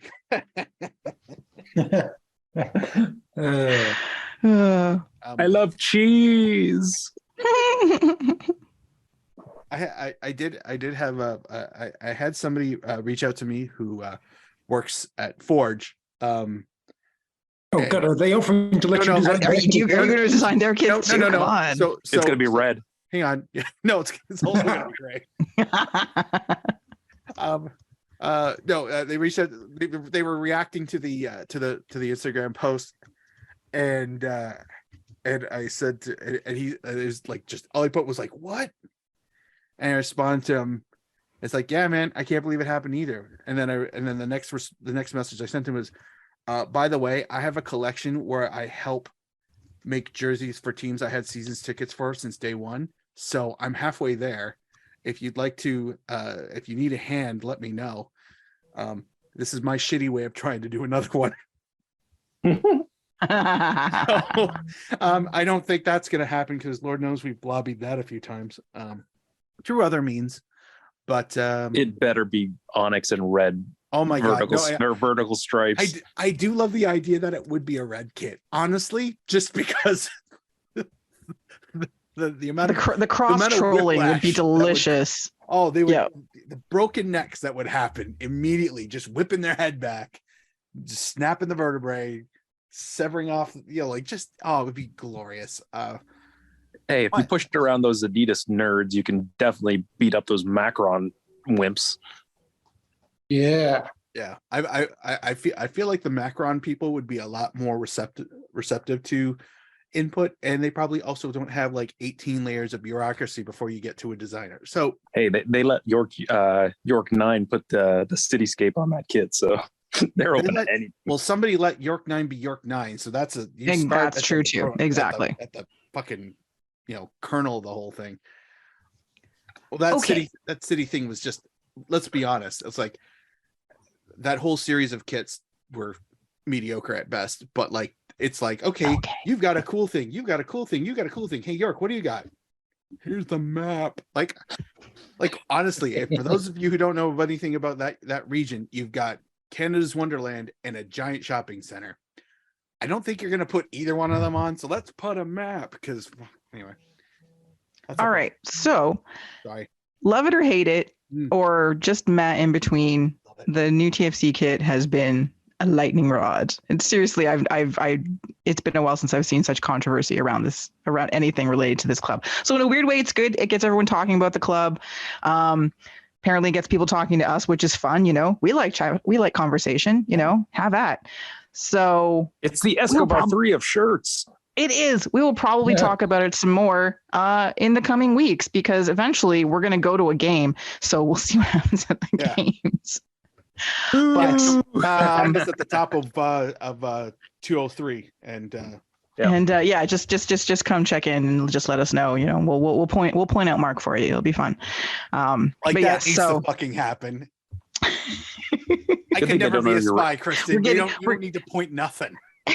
We're going to get you a luchador mask. Sorry, Tony? I said, good thing they don't know your real name. Oh, yeah. Thank you. Never say it. Never say it. Never. Okay. Moving on to what's coming up. And there's a bunch of stuff that we're going to talk about next week, because we just spent an hour talking about a kit. Love you. Love you, listeners. Love you so much. Mike Hinckley's even destroying the podcast. I can seriously not kids. Blah blah blah blah blah blah blah. Mark Hinckley, Demolition Man. Go back to your insurance podcasts. So we're just going to talk about TFC. We're going to do a little brief, our thoughts on the upcoming season for them, mostly about the team, and then we're going to preview this weekend's season opener against DCU in DC, whose kit, by the way, their new kit should have been so much better than it is, and Toronto's is better than theirs. So there. But we'll talk about that next week too, probably. Yeah, you think you're getting a short show next week? That's just not happening. Sorry, everyone. All right. So TFC, that's our, our team in air quotes. It's the team that four of us do support. We all support this team. But do I? In varying degrees of support. As people pointed out in various threads. Clearly, you're not really a supporter. Yes. No. Revoke those tickets. Anyway, so finally, to varying degrees of success, they've started to make over the club. And, we've talked about the replacement players and the new signings and stuff. Whether or not it is enough going into this season, it's still a big question mark. And I think most of us will say it's not. They're certainly not done yet. But I have some questions. So what do you see as the biggest improvement position-wise on this Toronto FC team? Goalkeeper. Yeah. Does anybody not have keeper down? That's what I have too. Yeah, goalkeeper. I it's funny too, because I was like central defense, and about in my head 3 seconds before you both said goalkeeper, I went goalkeeper, and then you said it out loud. I'm like, fuck.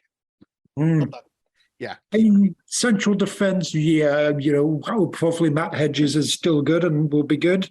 But then, we lost Mavinga, and it's all up in the air, really, as if that's going to be better. Hopefully it will be. I think it should be. But, goalkeeper seems obviously, that's definitely an upgrade. Well, don't forget Sugar Ross Ted. Oh, yes. Oh, yes. Yes, true.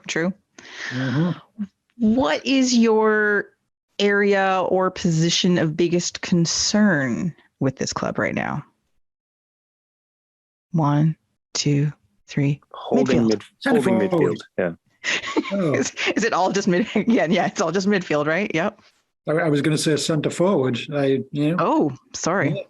Oh, you're not. Yeah, you're probably not wrong there. I don't think it's. I don't feel like it's got worse because Jimenez. But this Diamande. Akinola, theoretically that's nice, but it hasn't worked out, has it? Is it going to? Maybe, but probably not. I guess hopefully it's basically just a case of we just need a warm body there who's good at holding the ball up, and then we'll let Larry and Bernie do all the goal scoring because I don't see I would put the over under on goals from our centre forward, whoever's playing in that position over the entire season, at like 13, and I'm picking under. But hopefully that's not where we need the goals from. Hmm. I'm still fully in midfield concern, because it's so, even with this new player. So yeah, so you're talking about Jimenez, who's now off to, what did Paul Mariner say when he sent Julian de Getting to rot Guzman in the heat. Go down there burn and in the burn in the heat, sun. burn in the sun. Yeah. So Yeah. Jimenez is the latest sacrificial player. And again, it was either going to, from this, it was, the team was being pretty obvious about sending either Jimenez or Akinola somewhere, to somehow to fill their paper thin midfields, that Jade Nelson could have probably done. But anyway, so they have Brandon Servania. Are you saying Akinola was young the Barabbas of that situation? Indeed. Anyway, so at least, again, this is a young player, which is great. He's only 23, and has been in MLS for several years, so he's got experience in MLS and experience in a couple other places. So at least he knows the league, that sort of thing, which is nice. On paper, he seems fine. I've seen some nice tweets about him from fans of FC Dallas who are like, congratulations, guys, you're getting a good player. Now, whether or not they're just playing us, who knows? But did anybody catch the exhibition game against LAFC? I did not. Okay, so all right, I'm only asking because I just wanted to confirm. So I'm 99% certain it was like in the 20th, 25th minute. So it was early in the match. Ball came in and he had this really odd, interesting ball control kind of. The ball came in across in front of him. He was in the box and he did this side step back heel to redirect the ball into the net, but he was offside. It was a spectacular bit of business, but it didn't count. And I saw the number on his back. I'm like, is that the new guy?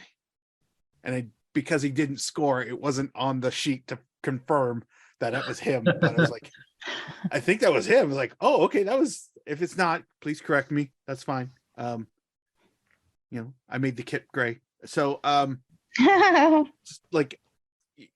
anyway, if that's him, I hope it's not a case of, that was his highlight. Like, that's the best thing he'll do in a Toronto FC shirt in preseason.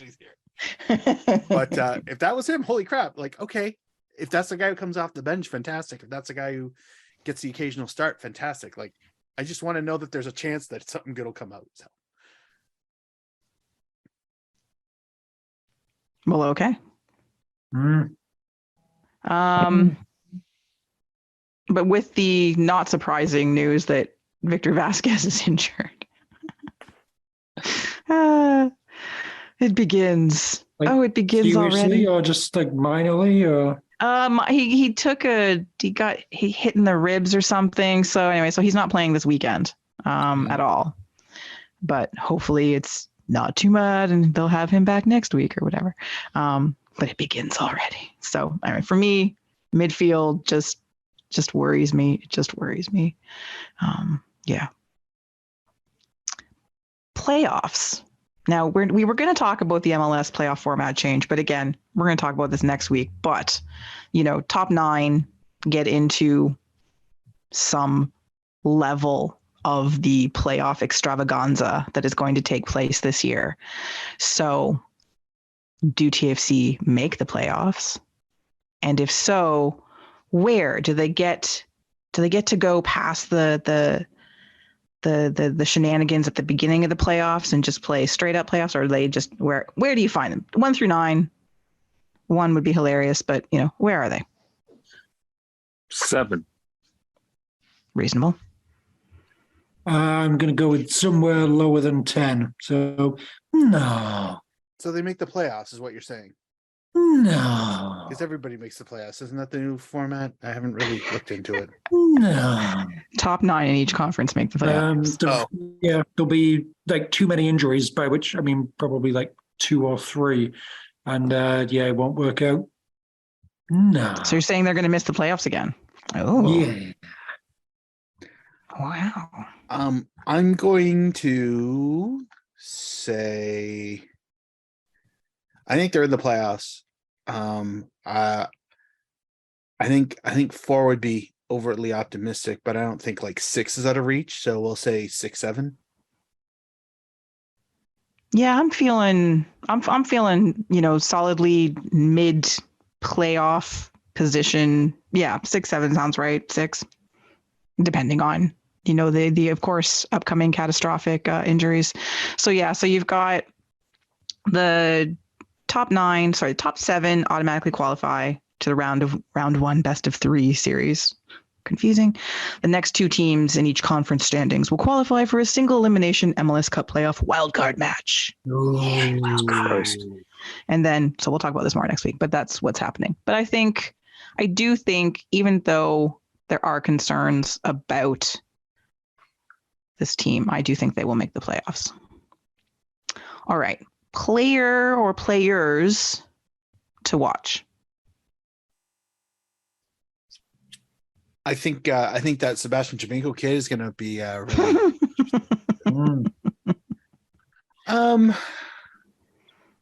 I'm super interested in the new guy. Which one? Dallas, the new acquisition. Okay. Like the newest guy. I'm genuinely interested in how Hedges does, how Sigur Rós does, how Diamande does. Just because like they're all people who have a resume that aren't either superstars or bench riding into obscurity. Like these are people who played meaningful minutes last season somewhere else, which is kind of what you need.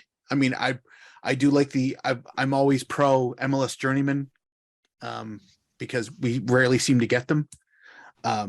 At least in a condition that they become like meaningful foundation players, I think is the word I'm looking for, phrase. So they're the ones that are the most curious because it's such a varied set of resume. Like a guy who used to be in MLS who went to Norway and now is back.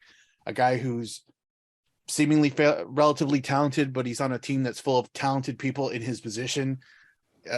Defender who's at least in the top half as far as good defenders in this league. Like that's some quality. Even Sean Johnson, I can't figure out what situation was where New York City would let him go. I don't know if they signed another keeper, so that could be a thing, but I'm curious to see how he does with the much wider and natural pitch. So, and his ability to stay on lines, that's always a thing too. His homers and RBIs are going to go down. That's for sure. They're gonna, that just happens. You have to adjust to a new stadium. It just happens. Yeah. His slugging percentage is going to be way down if I ever figure out what that means. For me, I've got Vasquez currently injured, but I'm curious if he can come back from this injury. Just if he can find a little bit of his old self, what that looks like. Hedges, because we need, as Mark said, we need someone solid in defense, and he's a good player. And yes, he had his own injury concerns, but again, if he is healthy and back to form, and this isn't an Omar Gonzalez situation, then that'll be amazing. Sorry, the second year at TFC, Omar Gonzalez. If we can get the first year he was here, amazing. And Diamande, I am super curious about this guy. Like, the potential for him to do really good things here is there, and could be exciting as well. So those are the ones I've really got my eyes on. This category there was a brackets players to watch. So I'm just going to go with the bench as a whole, because I feel like where it all falls apart here is the depth that TFC has. Just like, oof. Yeah. I don't think we're going to have enough good people there on a regular basis. And on the other side, it'd be nice to see Michael Bradley show up there every now and then. I mean, is this the season when that kind of transition might happen, when we go away from playing him every fucking minute of every fucking game? Who knows?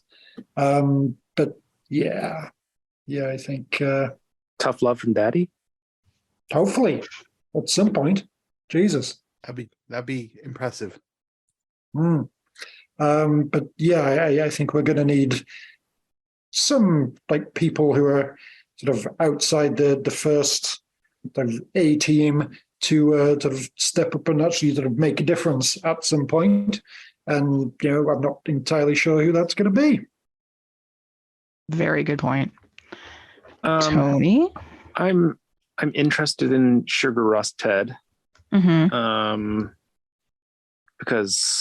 I'm just fond of good defenders, but he's to me he's like a complete unknown, so that's interesting. I'm curious about Richie Laria's future and when his Good loan point. runs out. That's for the team, for him and for the team. And then as far as watching it, this sounds obvious, but it's for a different reason. It's Insigne, because I just can't shake the feeling that something's rotten in Naples with that guy. Like that something isn't clicking. No, but again, we talked about this last year. You're not wrong. He was definitely, of the three Italians, he was whatever, the weak link, right? Like he didn't adapt quickly. He seemed to struggle more. He seemed grumpy with things. Yeah. So, but new year, full off New me. season. Live, Thank love, you. laugh. New year, Thank you, Tony. all that. Live, laugh, love. Full off season, absolutely. That'll be a big part of it. And so hopefully, you come back. Vision boards. Is this the make or break season for Bob Bradley? Because I don't remember, he's got a fairly lengthy contract, but this is MLS and modern football. You change managers at the drop of a hat, or the first, blank game losing streak kind of thing. So if they don't make the playoffs, he's probably gone, right? But if they make the playoffs and that's it, is he still around? Like, what do you guys think? What kind of bubble is he on? I think so. I think make the playoffs. He gets another shot. Miss the playoffs or something spectacularly bad, then hard times for daddy. Yeah, agreed. The MLSE isn't paying like more for its two DPs than half the league pays on its entire squad for this team to just be middling and mediocre again. So yes, it is a make or break season for him. I kind of hope it is a make or break season, and it's mostly because I feel like when he came here, there was this aura of, oh, he's going to get shit done, and obviously that didn't happen. I think there might be a few more factors as to like his success or failure. Like if there's for a ton of injuries, like that they might go, we'll give you, he might get another half season, in 2024.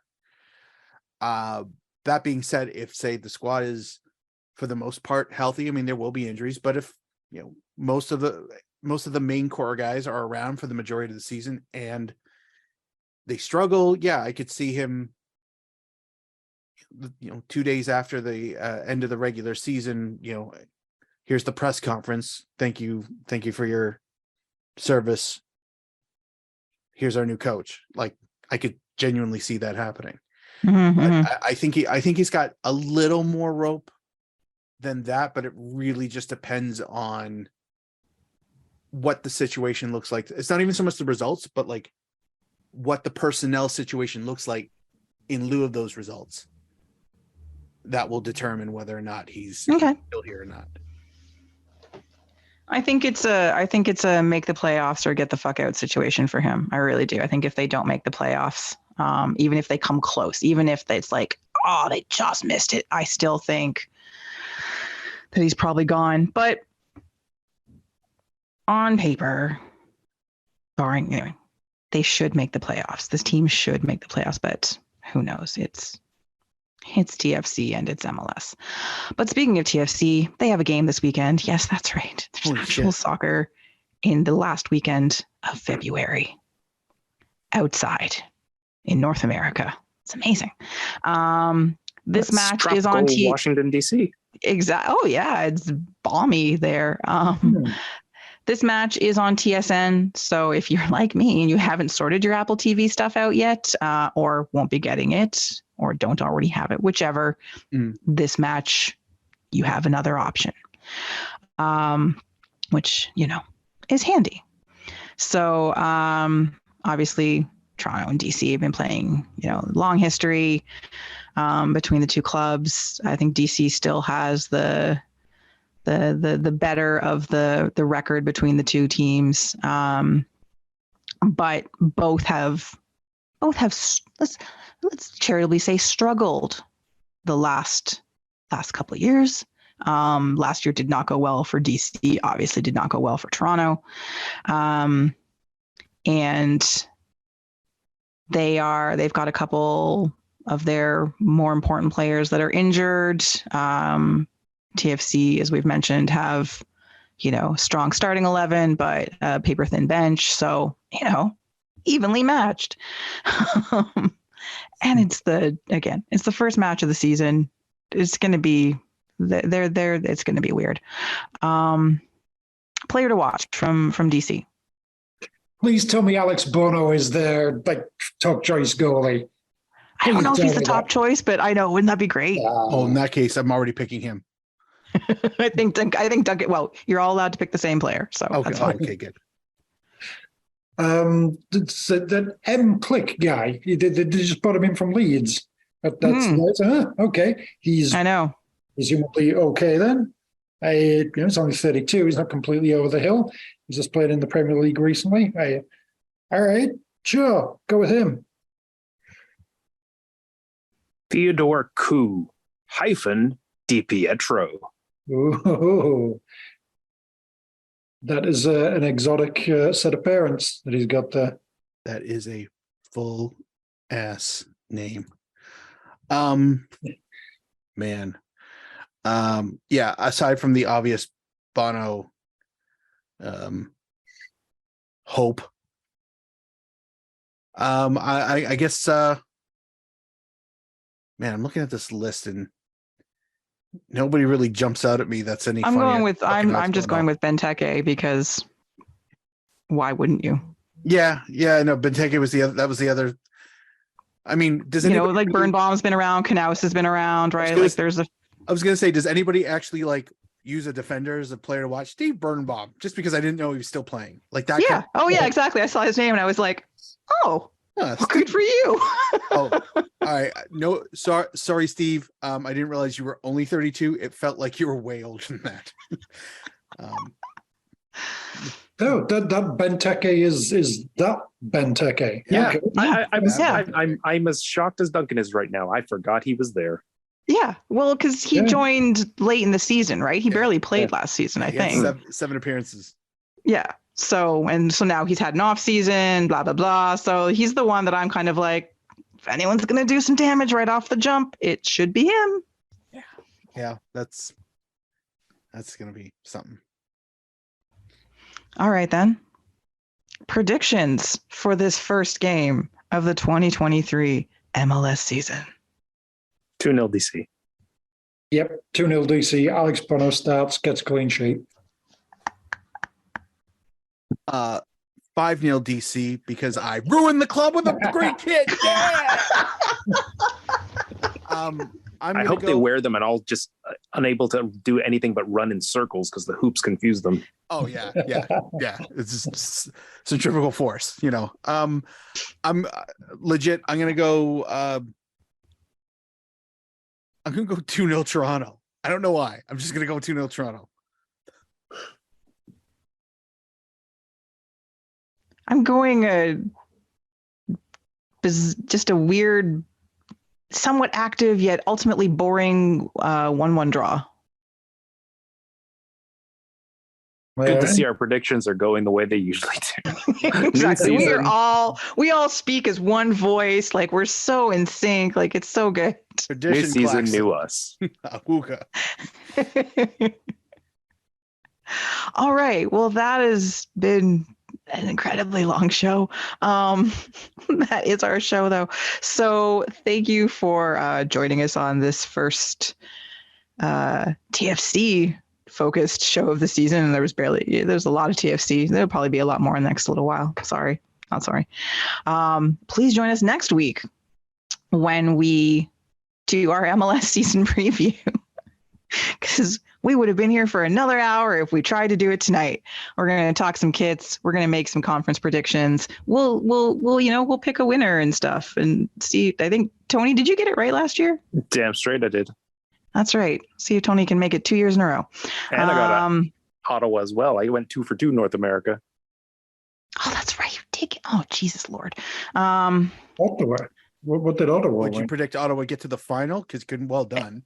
Yeah, got to the final and lose. They lost, but Isn't that what you? I picked them as my team to watch last year. Sorry. Oh, yes. Oh, I thought you that's predicted that they were going to lose in the final. I couldn't remember. No, I picked them as a team to watch last year. That is correct. He did. I do recall that. And then, we'll probably talk a little bit more about the national teams, assuming something happens over the next few days, but it probably won't. I have been joined by the entire Vocal Minority Podcast panel, delightful, to be found out there on the Twitters at Duncan D. Fletcher, Mr. Duncan Fletcher. Hello. I'd just like to put on record I am very much down with and have been ahead of the game for however many years. This whole thing about sort of changing the national anthem to Our Home on Native Land. Fuck yes. Well done, Hell Joe. yeah. It's a better lyric. Hell 100%. yeah. It is a better lyric, and it's an accurate lyric. Accurate Yes. lyric. It's an accurate lyric, yes. Out there on the Twitterverse at Malarkey FC, Mr. Tony Walsh. One of the top 3 Walshes on this episode. Fuck yeah. On the tweets at KitNerdMark with a K, not a Q, Mr. Mark Hinckley.